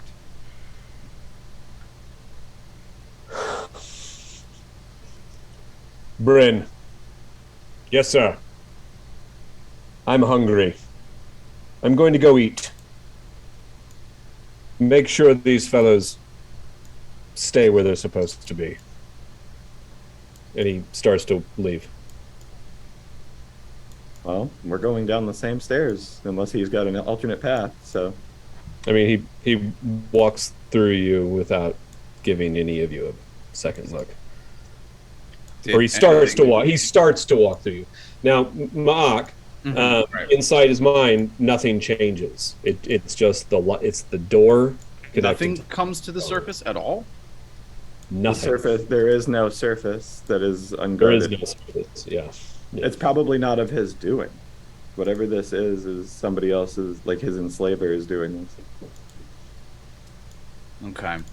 I mean, you could give me an insight check, Ma'ak. I would actually like to use one to see if I can, especially if I can figure out maybe psychically what might have been done to him. Yeah. So, sorry, insight you said, or investigation? Insight. Okay. Well, that's a 15. Not terrible. Okay, not bad, not terrible, but I think what it does is it gives you a couple options that it might not necessarily answer your question, but you get a sense that like one of two things could possibly be happening here. Either he has been enchanted, similar to the way that Demezo has been enchanted. He must obviously know things that House Tianto once kept secret at all costs, and so some kind of psionic enchantment has been placed on him that keeps his mind a completely locked safe. The other idea, this comes to you as you're thinking through this first proposition. It could very well be that his wild talent, if a wild talent is all he has, unless perhaps he is a actual psionicist, that his wild talent somehow gives him the ability to close minds. Yeah, it'd And be close mind blank pathways. or something like that, right? Yeah. Yeah, cool. And so theoretically, he could be the one who is locking DeMezzo's mind as well as his own in certain key ways. Yeah, why? This complicates breaking into DeMezzo's mind palace. If it's not DeMezzo's lock, then it could notify someone else. Well, yeah, that's fair. I mean, they already know we're here, though. I mean, it's got to be connected, right? DeMezzo made a deal with the Yuan-ti. He did it himself because he was bragging. His dad didn't have the whatever you sleepers have that gives you the wherewithal to do this kind of stuff. He'd had it, right? He's made these awful deals, and chances are he's kept them even from his own family. Kame, I can't imagine, would suffer this, right? She would have tried to flee, or who knows? I mean, maybe I'm wrong, but I mean, that guy, that elf guy, he's trouble. So you're thinking it's the elf that is creating these doors, not the... Or I it don't could be understand. Well, okay. Could be the Yuan-ti. Unless it could be the Yuan-ti mind using dominate on him or something like it. Some terrible, powerful magic. We know they had all kinds of stuff at their and Disposal. who knows how big their networks are, etc. Right? Plus, we know how Sianto has ties to these defiler groups, right? A defiler's staying here right now in a restricted room, but also we know he's connected to BAP and all that other stuff, right? Somehow this is all like coming. The Yuan-ti has got to be the reason why he's got this honorific, special seat or whatever. Just I don't know who connected them. Was it that senator guy, Marconi? Like that was his big deal, right? He knew who needed what where, and he was the first one she thought of when she was thinking of shady people, right? So No. No. She introduced us to him before. no, but she still brought it up, right? When you were mentioning shady people, she was like, "Well, the senator," or was it? I don't know. think Anyway. so. I think he was separate, and then later I brought up shady people. I think he might be known to do this above ground. Anyway, whatever. So you're thinking that there's a possibility that this elf has psionic powers that allows him to lock minds and this elf could potentially be what put lock on DeMezzo. DeMezzo in the box. Yeah. Potentially, it is a possibility. There's no way to, we'd have to find some way to suss out his wild talent. Maybe someone else knows it. I don't know the- if this is...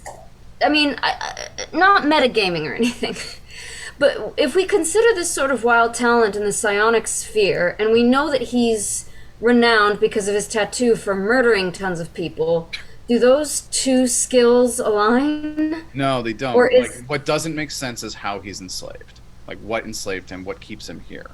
Right? We can answer that question. I think we'd understand the power dynamics a little more. Because I can't see that guy suffering DeMezzo at all. I think it's something else has something over him, right? And he's maybe the go-between, or the next go-between that these Yuan-ti would trust, right? In theory, we're trying to... That's what we're been hired to do, is reestablish the silk trade, because we blew it up, right? Or whatever, we got to get this guy to there, or whatever. Yeah. Garrow was supposed to do it, he biffed the delivery, and that was the end of it, right? Who can he trust? Well, this guy, but why, right?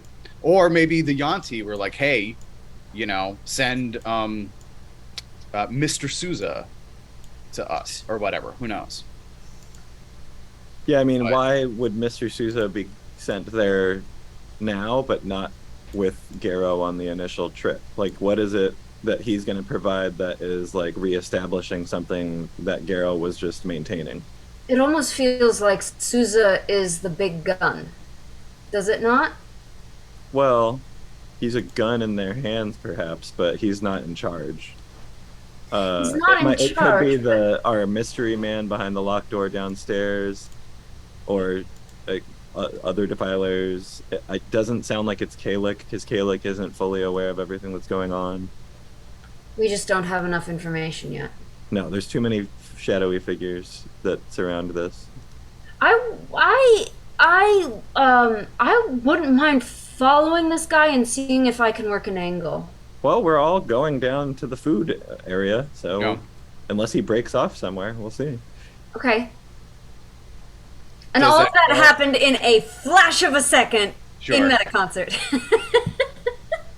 While we're Speed of walking downstairs, like right behind him. He was rude, and I'm like, Like really Right. awkward, like when you say goodbye to somebody and Yeah, then and the cars then you're parked in walking the the same same way. place. Well, you follow behind him. He walks down the stairs, and then he walks out onto that he walks through the closed door that leads to the parapet above the gate, and he Can opens I, it. with stealth, get through it with him? I don't know how, because he walks through it. He looks over his shoulder. He steps through, and then he immediately starts to close the door behind him, as he fucking glares daggers at the group of you. So, I guess if you have gaseous form. I don't know. Can I what? Can you turn Yeah, into, I was like, do you have gaseous form? Can you can you turn into stone? carbon monoxide? Oh, I see. Gaseous form. Yeah. Yeah, not yet. Did he go into the door where the unnamed fellow went? No. He went. So here on the second story floor of the tower, if we're looking here at the map, you guys came through on the north side parapet, that from the door that leads up through the barracks. There's this door on the south side of the tower that leads to the parapet that goes along the top of the gate. That's the door that when you came into the tower you noticed was locked. Okay. That's the door that Sousa goes through. Okay. And as he does so, he turns around and he glares at you and closes it behind him. wave a wing. We'll see you soon, Mr. Sousa. Yeah, he doesn't reply. But you do hear you do hear a key go in, and it locks behind him as he closes the door. Does that guard he set to making sure we stay to where we're supposed to, does he follow us? They're kind of eyeing you at this point now that Sousa has brought you to their attention, but they don't make any movements or try to molest you in any way. I'm just wondering if we picked up a tail. Yeah, because we're continuing down. We're going back to the party. So Yeah. is he coming to the party with us? I mean, as you head down, he does ask you, like, you know where you're going, right? Yeah, we just came up here. We were sent to meet Mr. Sousa on DeMezzo's behalf, but he seemed nonplussed to meet us, so we'll go back. Do you need my assistance? We're good. Do you need a drink? There's plenty down there. Oh, unfortunately, I'm on shift. Understood. Well, when you're off, when you're off, you know where to find us. And the drink. Marc, I'm wondering if there isn't some merit in maybe finding DeMezzo again, asking about Sousa, and seeing what we can lift off him, if the opportunity arises. Let's steer clear of that guy for a little while, right? DeMezzo? Yeah. I'm not afraid of him. He's a narcissistic alcoholic. No, He's not I'm going to not. remember anything I ask him tomorrow. Well, he won't be here tomorrow. He really won't remember it then. Well, then why not go for it? If the opportunity arises, I mean, we don't have to create any artificial situation that will cast aspersions on us, but I mean... I think we should definitely talk to him one more time before he eats that fruit, for sure.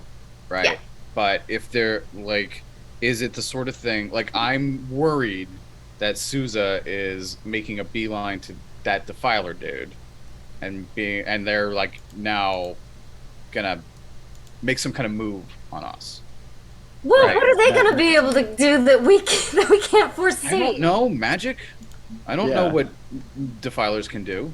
They can do Well, a they lot of already stuff. know we're here. They knew we were here before we got here. Right. Well, So- actually, that's so I think another we good need to- reason.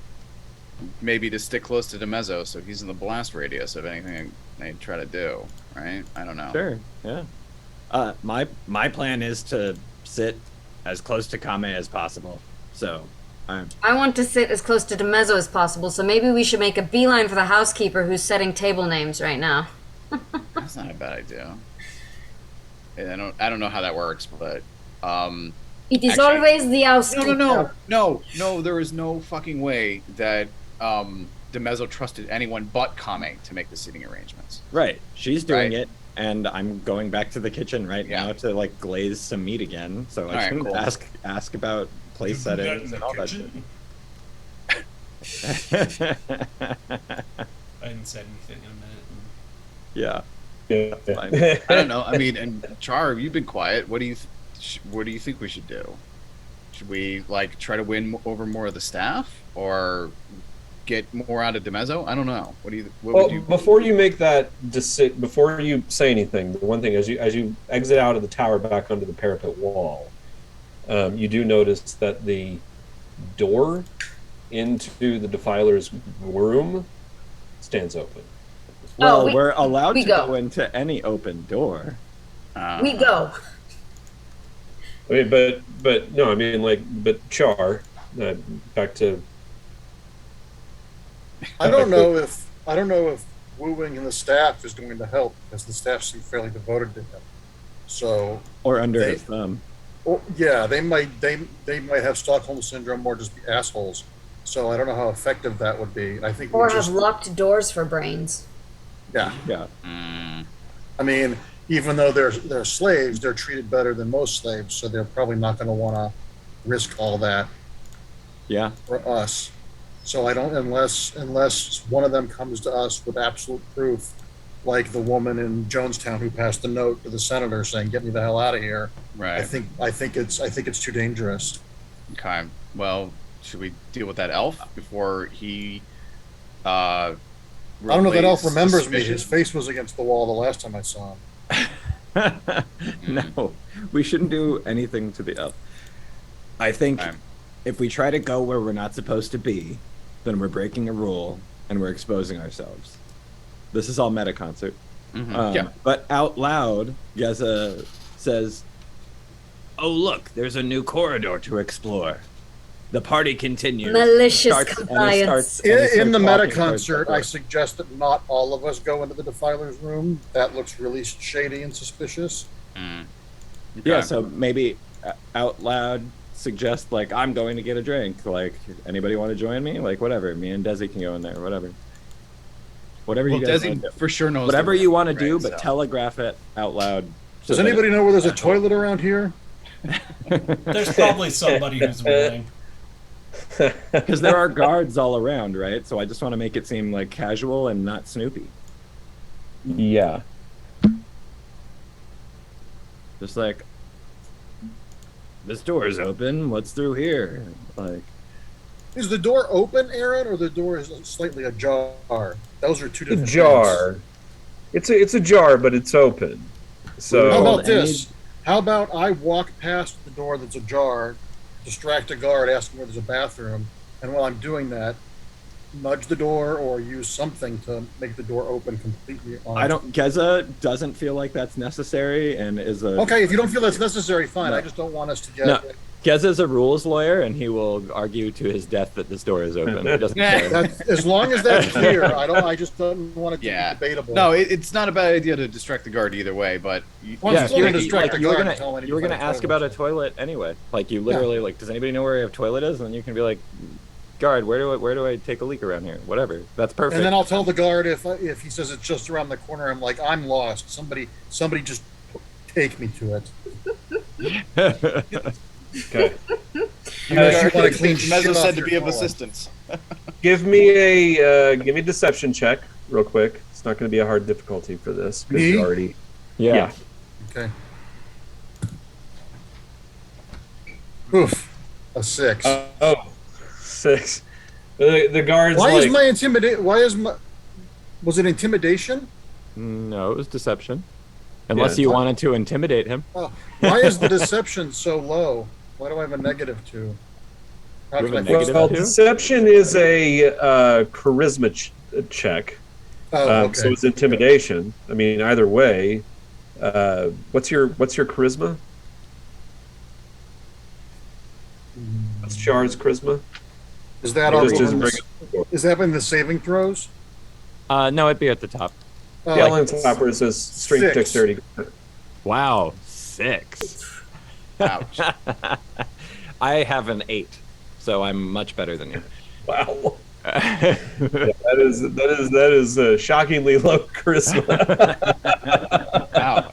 Actually, Ma'ak's got an 11. He's even more charming than you guys. Well, I'm going to give this one to the rest of the group. You see Char really fumbling over trying to ask for where the bathroom is. Geza will just be like, Char, just go to the main floor bathroom. Do you have to pee up here? Are there even bathrooms up here, guard? I'm gonna just be like, what is this? Go down to the party floor. Yeah. I'm not going to make a big deal out of this.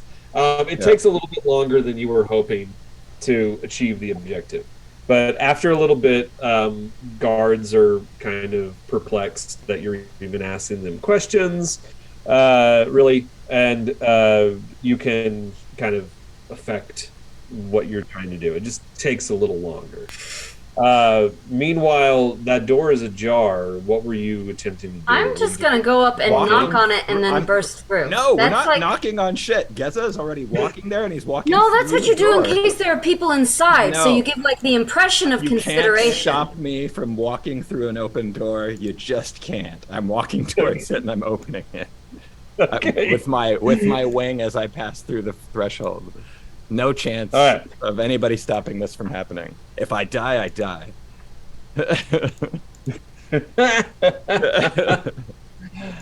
telling you. I announced my intention and walked through the door. I'm just saying, if you don't want to get shot next time, knock and open at the same time. I was told we could walk through any open door, and I am taking them at their word. That's all. You walk through the door as Desi is starting to walk towards, and you see her hand come up, and you just kind of walk right past. So you go to knock, and it just she knock air, knock air. And walk in, and it's a modest room. It's been outfitted as a sleeping chamber, bedroom, and there's not much in here. And you don't see anyone around. There's a bed, there's a table, a chair, a wardrobe on one wall. There's a footlocker, like a chest, and that's just about it. Other than just basic decorations in the room. And Geza muses aloud. This isn't much of a party room, and before he heel turns to leave, he will just quickly perceive his surroundings. See if give me a sees perception anything. check. Yeah. Oh, it's a doozy. With my guidance, it's a big 12. No, but Desi, give me a perception check. Oh, Desi. Well, as I do this, I would like to ask Ma'ak, is there any paraphernalia to contacting through psionicists? Is it all like demon summoning, where you need paraphernalia, or do you just do it?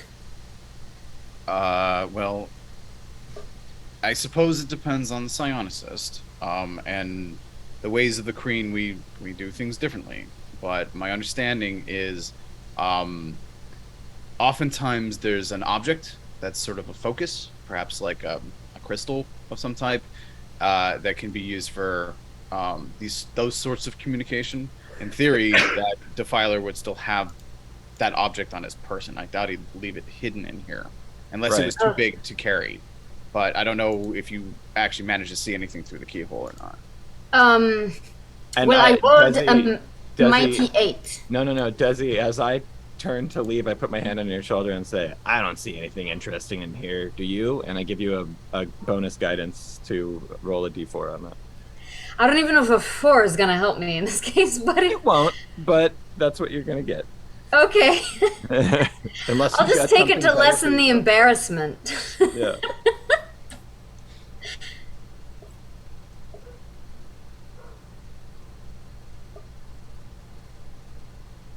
And I got a 3, so it's an 11. An 11. Yeah, no, you don't see anything. But as you turn to leave, Geza, Suddenly a voice says, "We have common cause, you know." Is it another meta concert? Have I been No, disconnected? it's an actual voice coming from the room. Can I tell a direction? Give me a perception check. Well, I guess no. Give me an investigation check. Okay. That will be 20 soft. Yeah, I thought this guy was baiting us. Yeah, it's coming. The voice came from over near where the bed is, in the southeast corner of the room. Did Desi hear it? Yeah, I mean, anyone standing near the door or outside the door heard the voice say that. This I mean, bed if you're does look- outside the door, you couldn't really tell. I'll Just say coming from- this bed does look soft. Maybe I'll take a seat, and I'll take a seat on the bed. Be like, tell me more, vacant Door. voice. I might close the door. If you go to close the door, I will be like, Desi, it's very dark in here. Let's let the light continue to shine. Ma'ak will stand in the doorway. Nothing's getting by me. Okay. You want this overheard? And Char, are you outside, inside the room? Char's on a potty break with a guard escort. Oh, that's right. I'm sorry. Yeah, you went downstairs. Never mind. He's peeing off the wall. As you come downstairs, you can see that Crocus is down in the courtyard. They have an area that they've roped off to do their bouts, and he's over there like getting oiled up right now. Yes, grease me, you pigs! Grease me!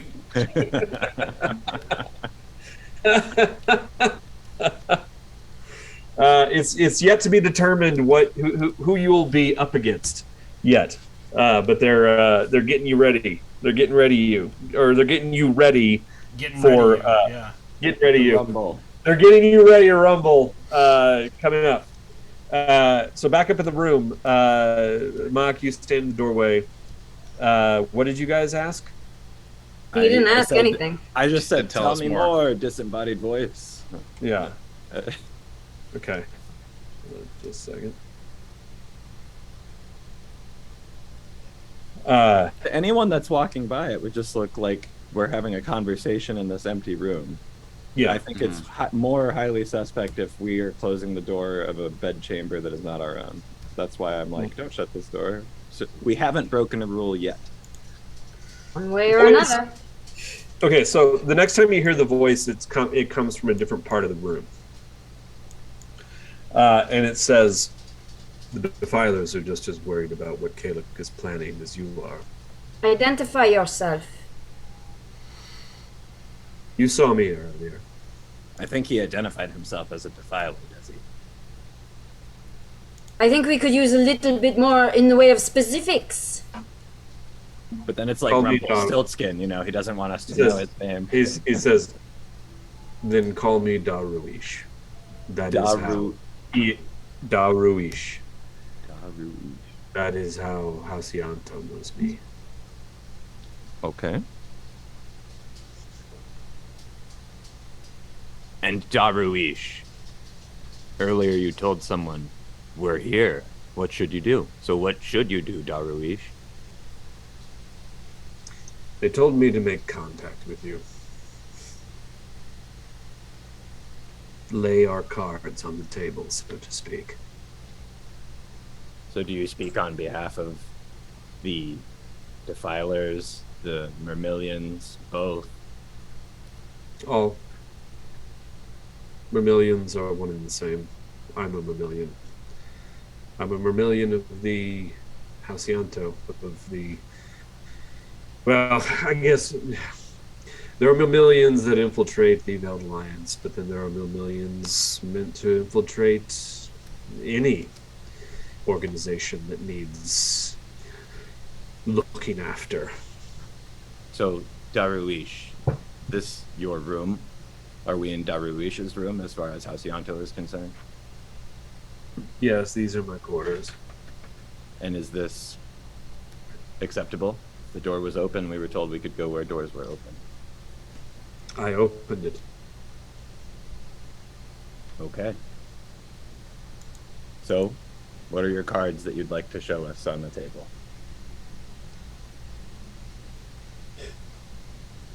We know that you're hell-bent to recover the orb. It's not going to happen. It's not safe with you. It was never safe with you. It's safe now.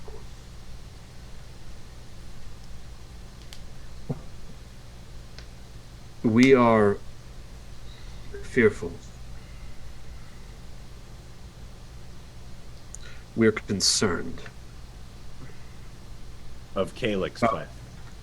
What Calic might potentially be planning. Now that we have this orb, and we've looked into it, we're uncertain whether or not Calic was expecting it to come to the city. But whether or not he was, if Calic gets his hands on it, the future of the defilers of this city is uncertain. We have long been a tool of Calic. Calic may be a god of sorts, or so powerful he seems like a god of sorts. But he is not omnipotent. And the defilers of Tyr, just like the defilers of all the other 7 cities, act to extend the power of the Sorcerer Kings. If Calic gets a hold of that orb, he might not need us anymore. And what makes you think he doesn't have other orbs already? We know he has other orbs. That's why I've been sent here. We discovered some time ago that Hasianto, your Thrycreen friend. What is your name?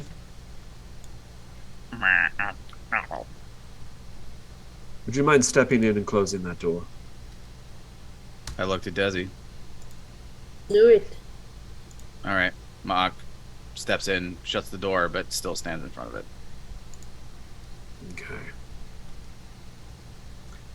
Do you mind if I cast a spell? It won't harm you. That is a big ask of trust, isn't it? You're a defiler, for fuck's sake. I'm not going to be so stupid as to cast defiling magic right now. And the only thing I'm going to cast is silence, so that those outside this room can't hear our conversation. Do you want me to invite him into meta concert? You know more about that than I do. Yeah, you would be able to wage the safety. Is it safe? No, it's not safe. It's not safe to invite him into meta concert? I don't know his powers. I don't know if he's a trained psionicist. I don't know anything about him. In theory, I can end it if I suddenly distrust him. But if we start sharing memories or things like that, it's tough to lie. I would say, Darush, you are not here in person. It would be impossible for you to come into this room in person. Oh, I'm here. You just can't see me. Can you please make yourself visible? That would do much to earn our trust.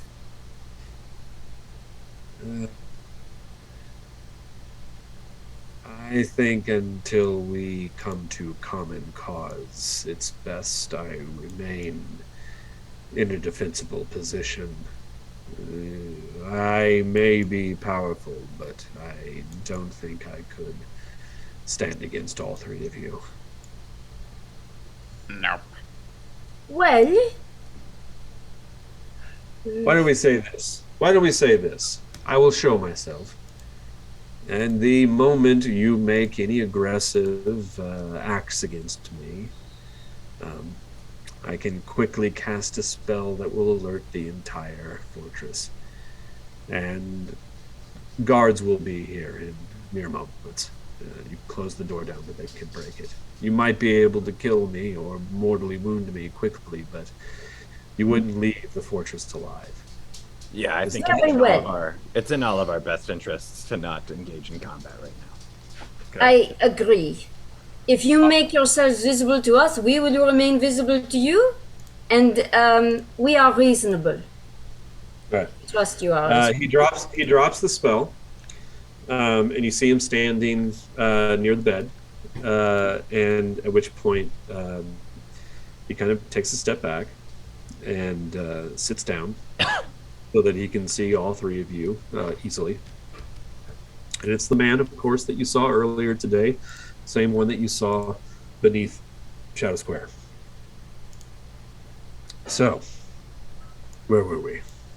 You are going to put a silencing spell on Zoro. Yeah. Okay. So he casts that spell, and basically it's a zone of silence, the outside of which nothing can be heard. Question about that: do our surveillance rocks get interrupted by the silence spell, or do they transmit to the Veiled Alliance still? You'd have to give me a pretty damn good Arcana check on that, unless you asked him directly. Oh, we're not gonna talk about these rocks at all in front of him. No. I'm hoping that it's transmitting. But okay, well, then give me an Arcana check. In my mind, I roll a 16. Yeah, and Ma'ak is here, so he'll remember. He can always play it back later if we need to. Yeah. You have no idea. None of you are familiar with arcane magic at all. So he continues. He says, "Where were we?" I asked. The Defilers have no desire to draw attention to the orb any longer. The attack on Shadow Square, we've managed to spin exactly what happened that day. Make Kalek believe that no defiling magic beyond that which is consistent with what we are capable was committed, but even more so, we managed to convince him that it was in fact the Veiled Alliance that perpetrated that assault. And any defiling magic that resulted was counteroffensive. We managed to keep the devastation to a minimum because we set up wards against it. You call that a minimum? He laughs. He's like, you don't even understand. This is exactly why the orb should not have stayed in your possession. You had no idea what you were trafficking. If we had not placed wards around Shadow Square as we did, it's very likely that all plant life in Tyr and the fields completely surrounding the city, everything would have died that day. Everything. So what is your force your hand? And what is your plan? Forcing your hand. Stop moralizing, insect. What is it that you think you can do with this orb to make the world a better place? We're not concerned with making this world a better place. We're concerned with stopping Kalek from getting his greedy fucking mitts on it. If Kalek had this, it's unimaginable the destruction he could wreak upon the world. We'd all be doomed. Defilers, preservers, humanity, everyone. Sure. So you're fighting to make the world better than it would be if he had it. What is your plan? Defilers. Fighting to stop. We're fighting him to stop him from destroying everything, potentially.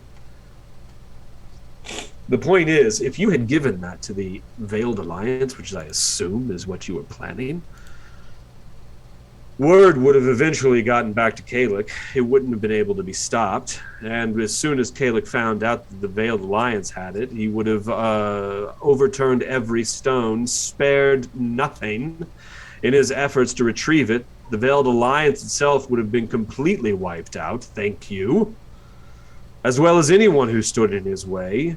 You think a few hundred street urchins, vagrants, criminals, pleasure seekers in Shadow Square would have stopped him? He would have killed the entire city trying to find that thing.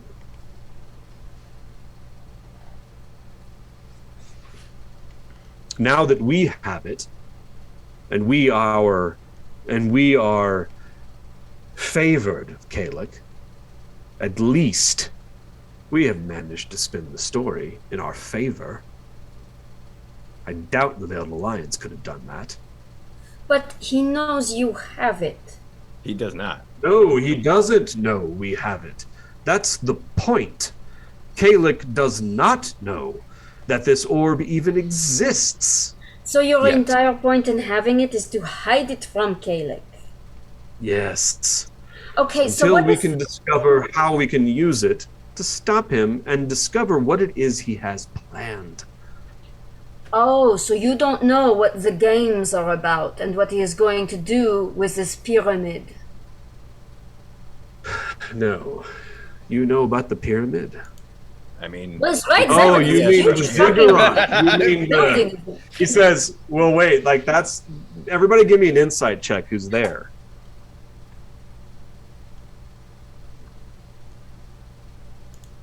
Eh, 11. You silly 11. sleepers and your emotions. 14. 14. And Desi? 24. Okay, well, Desi, you're the only one that picks up. He made a slip of the tongue. When he said, you know about the pyramid, he wasn't talking about the ziggurat. Because when you say the ziggurat, he's like, oh, yes, the ziggurat, of course. Oh, the pyramid of orbs. But we do know about we do that know. as well. We do know. So I'm going to pick him up on it. I'm going to say, no, you know what I'm talking about. Don't be a weasel. What is going on with that pyramid? You mean the obsidian pyramid. How have you learned of this? What, you think we sit with our thumbs up our butts? We are working too, figuring out information. So you tell us what you know. Who's your source, though? No one knows. Outside of the Defilers, no one knows about the We know obsidian many pyramid. things. Professor Anto talks a lot. Bap? That is true. Bap didn't know about the pyramid. Oh, It doesn't matter how we know. If you want our trust and our help, you tell us what you know. Very well. We learned some time ago that Halcyanto has been importing or delivering, selling to Kalek obsidian orbs. That was one of the reasons why I was stationed here as a Mermillion to this particular house. I won't tell you about what I had to go through to get hired on here. It's not important. The point is, I've been here for several months and I've managed to find out very little. All I know is that Halcyanto has been crafting obsidian orbs and delivering them to Kalek. But the ones that they I'm sorry, craft... did he say crafting? Crafting, yes. Okay. That's why you that all those shards outside, those are the tailings, the leavings of their crafting operation. Somewhere underneath the fortress, there's a, I finally discovered it, but there's a secret entrance that leads into a subterranean workshop where he has slaves crafting these orbs 24 hours a day. But they're not the only orbs that they're delivering to Kalek. There are other orbs, much smaller in number, but orbs of a more special quality. We assume that they must have some form of magical property. That I have not been able to find out any information concerning it. Every And this time is- I've tried to probe the minds of either Demezo or Galrain or any of the other members of House Ianto, either they know nothing, like Strabo Ianto knows nothing, Kame seems to know nothing, Demezo is the only one who seems to have any notion of what's actually going on around here. But there's a lock. There's something preventing me from probing deeper into his mind. Yeah. It's the same thing with Galrain. The only thing that I've been able to suss out is that it seems as though Galrain, who has been enslaved to this family for some time now, his sole function is in protecting the mind of Demezo. So you think the lock on Galrain is coming from himself? I believe it is his wild talent. I haven't been able to confirm this, but I am quite positive that Souza is the one protecting Demezo's mind from deeper probe.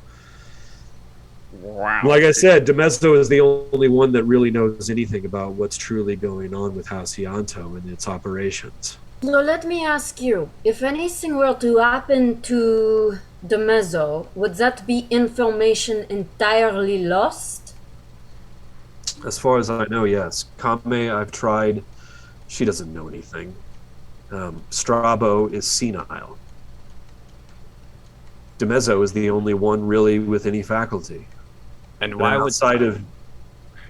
why would Souza do this? He's enslaved, is he not? That's what we said. That's what we've heard. I don't know. It's a weird relationship between them. You know, we'll talk about this later in Meta Concert. Never mind. All I know is that Souza has been here longer than I have. I think from what I've learned, he's been serving House Ianto for a little over a year now, ever since they first started in their new Alcazar silk trade. It was about the same time when he showed up that they started delivering silk to the king. I don't know exactly what part he has to play in all of that. Souza is a locked door. Completely. Try to get a word edgewise out of him. Good luck. But it sounds like you've made some sort of connection between him and the silk trade. You believe perhaps he brought the silk trade to Ianto. Perhaps he is sort of something greater and is using Ianto to bring that through. Is that? Well, it is known quite well that he's the head foreman overseeing all the silk operations. He's the one that understands all of the ins and outs. He is back. He has been over the past year or so back and forth, from what I understand, to their secret operations north in the Badlands quite a few times. So it is more his operations than it is an Ianto operation. Yeah. Well, I mean, he's certainly the one responsible for those operations. All right, so through Meta Concert, Ma'ak will say, is it possible that that elf isn't really an elf? Can he somehow be Yanti in disguise? Or Mermillion? Like a doppelganger, like Bapras or Shazar Like Shazar. was, right? But just from another faction who doesn't share the same goals. It sounds like whatever he is, that he is more powerful than he wants people to believe. Mm-hmm. Yes, he's And lying probably about being a more slave. powerful than Ianto. He is not a slave. I was going to say that as a liar and a cheat and a half-elf myself, like to put myself in position of slavery would be a great sleight of hand. I'm wondering, and I'm saying this in Meta Concert, isn't it kind of weird that absolutely everyone is on our side? Yeah, everyone in the world is against Is on our King side. Kalik. They're not necessarily on our side, but we all have a similar goal for now. I'm going to ask this the Ruish. I'm going to say, who are your allies in this? You who we have always believed to be enemy to every cause of goodness. Why are you reaching out to us and not to the Veiled Alliance or to other people who are openly opposed to Kalik? For defilers, the Veiled Alliance would never work with us. You are the one who brought the orb here. We need to find out everything that we can about its origins. We want to know where you got the orb from to begin with. Also, there's something else I should be very clear about. I may be a defiler, but I'm a defiler for ulterior motives. Oh, you're a good one. You're a good he's Yeah. one of the good ones. Yeah. He's one of the good ones. I wouldn't say that I'm one of the good ones because now that I've been a defiler, I don't really see going back. But I have a vested interest in uncovering this as well. Kalik killed my family. Kalik has killed a lot of families. You know, it's true, but until it happens to you, it's easy to dismiss it. I don't dismiss it. I think no one is more hated or feared than Kalik. And that's why it doesn't surprise me that it seems everyone in this city would like to see Kalik fall and doesn't trust what's about to happen. Well, anyone who knows anything certainly doesn't trust what is about to come. Why don't you ask him if he knows where that obsidian pyramid is? Yeah, first of all, do you know if Demezzo has delivered all of the orbs that they've produced here? They're still producing orbs. They're delivering them weekly. Oh, they deliver them as they're made. Okay. Yes. And but that doesn't have any the superior orb that we trafficked into the city. Is that the only one like that you have seen? The only one that I've seen, but we know of others, and I know of higher members in my order who've actually seen some of these other orbs that Ianto has been delivering. Oh, those the empowered orbs are also in Kalik's control. Yes. Some of them. But they're not like this orb that you brought. They're not nearly as powerful, and it's uncertain exactly what they're capable of. All we know is that they possess some power within them that we're uncertain as to exactly what it is he's meant to use them for. How can you be uncertain what you are like the SS to Hitler? Like, how can you not know what this is for? Like, my question is, how many defilers are good ones? Well, good is a relative term. It all depends on your perspective. And in terms of our might, our collective might, that's something that I unfortunately can't speak. Well, I don't want to know because I am going to attack you. I want to know because I want to know the chain of information. Like, how is it you don't know what these orbs are for or what the games are for? Yeah, who else would he tell if not you? Yes. The only ones we can think of are his little heads that he keeps with him. Perhaps Tithium. We need to just jump Tithian in the street, you guys. I'm saying this in meta context. Like, how can we jump him? Like, put a bag over his head and drag him off.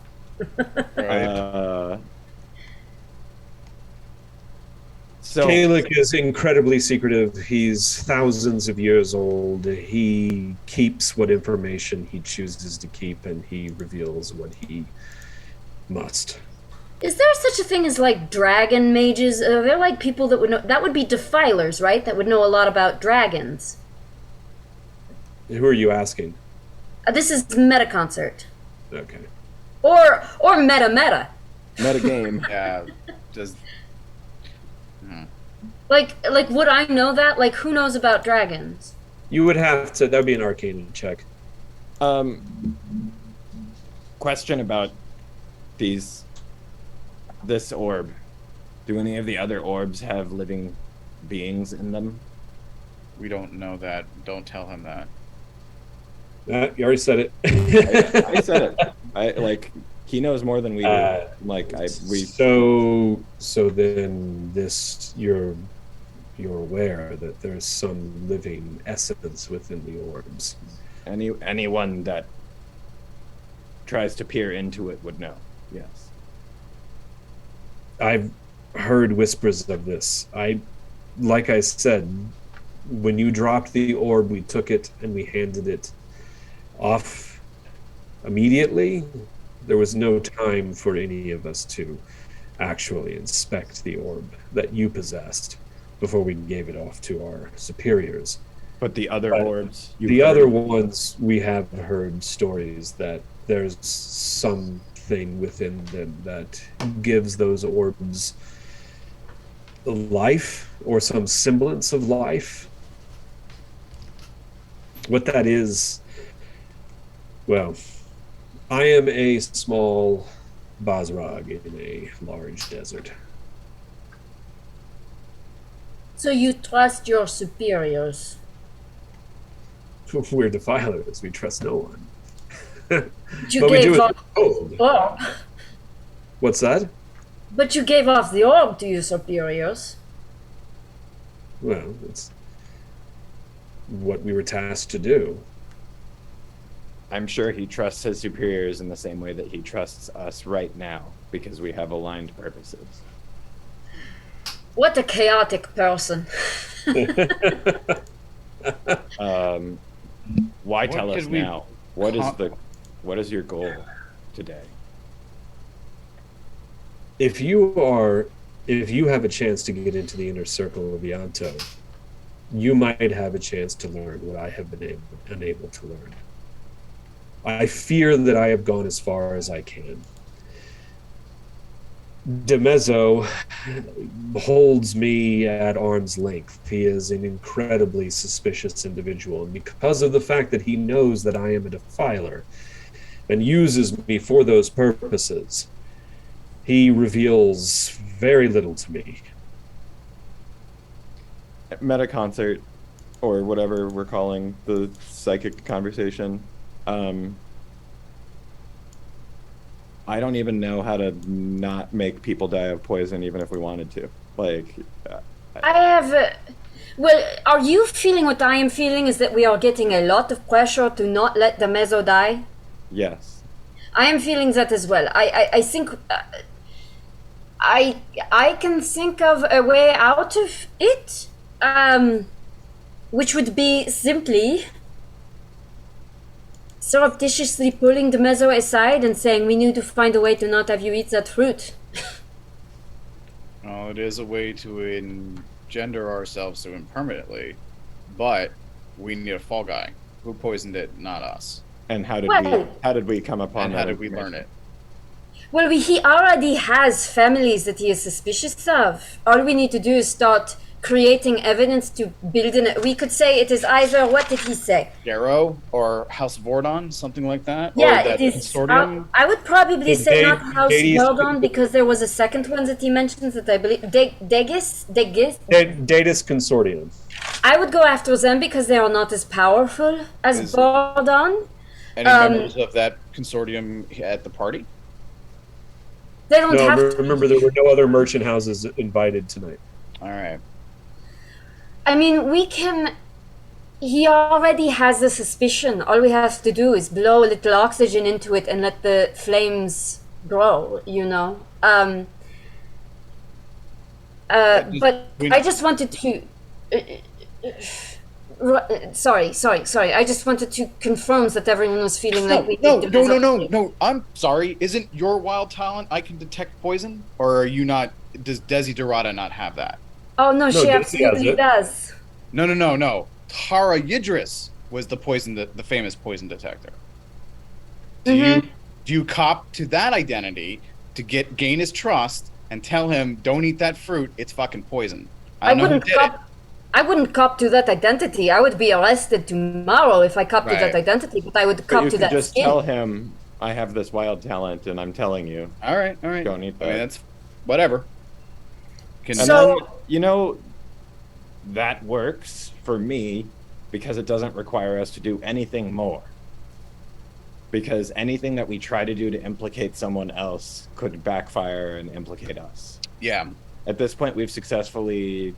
There is distance between us and the ability to have poisoned it.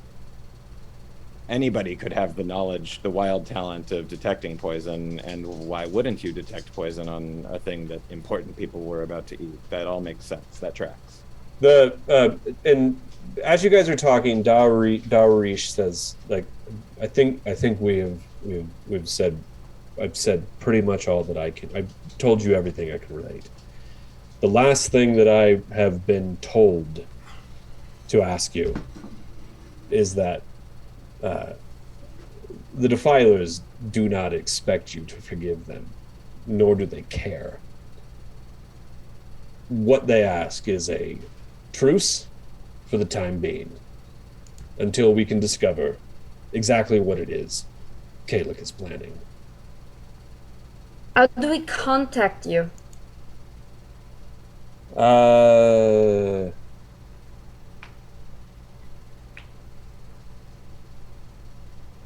Give me just a second to think about what would be the best way to contact him. Well, I work for House Yanto. If you choose to begin working for House Yanto, we will be co-workers going forward. Right. It does seem like things are moving in that direction. But the Defilers do want you to understand that they have no intention of using the orb as long as Kalik draws breath within the city of Tyr. It's a lot of ifs. Yeah. It would be suicide for us to do so. The next time we were able to cover up the effects of the orb the first time, but there would be no chance of doing that a second time. I like this. All of our enemies are turning out to be friends. Maybe, who knows, Kalik will come down and say, no, I'm just planning a big party. Everything's fine. Wouldn't that be mud in your face? Hands across Athos. We would just be busybodies. I say out loud, I say, Daruish, a temporary ceasefire sounds like it's in the cards. I'm sure we will speak more of this, but for now I have to go marinate some meat. And then I walk out. And I would say with that, it's 8. I think that would probably be a perfect time to call a close to this chapter. And next time we can pick up with a big fight that Craucus is going to have with. We shall see. We shall see what it is. It's a little special surprise they have. What's that, Mark? We really should figure out, as the holidays are rapidly approaching and Emelie's doing her acting thing, we really need a schedule hammered down. Even if we depart from it, we need a document, I think, for all of us to look at. Yeah. Is that overstepping by suggesting that? No. I think that's overstepping. That's what we should definitely do. So we can do that, and then because it'll be at, let's see, I'm going to be in New York City for New York Comic Con. Are you going to be there, Mark? Are you going to Comic Con? No, I'm not. My Omicron booster is the week after. Oh. So I'm not going to. I've made it this far without getting it. I don't want to have to, and I don't have anything to promote really. So yeah. So I am going back. I am going back in February or March because I don't know if anybody cares, but they're doing a revival of Sweeney Todd with Josh Groban playing Sweeney Todd and Emily Ashford playing Mrs. Lovett, which is really interesting. He's got the vocal chops for it. So. Huh. Wow. That sounds interesting. Well, what I was going to suggest is, because that's the week after next, so if everybody is available, we could return next Sunday. Nope. Okay. So, why don't we do this? Let's then, once we get off camera, we can start talking about what that schedule will look like and figure that out. How about this? How about everybody send me your unavailability through Christmas, and I'll take control of working up a calendar and suggestions and which ones can be flashback weeks and all that sort of thing. Yeah, that'd be perfect. Yeah. Okay. So we can certainly do that. We could also, for instance, next time is going to be probably games and general party going. So we could. That's something that Desi might not necessarily need to be there for. But she wants to. Well, okay. So at any rate, this is not interesting pod for those watching now or in the future. So thanks for joining us again for Dark Sun, Fire, and Sand, the big party at Fortress Ianto. Next time we return, as now the Clutch, has to figure out how they undo the poisoning that they've already set up. No, we figured it out. It's fine. We're just gonna detect poison. Yeah, I think Ma'ak found the key. Yeah. Okay. Yeah, you got to find your fall guy though. You got to find your perfect. No fall guy needed. They can figure that out. It's not our problem. So have a good night, everybody, and we will see you next time. Thanks all.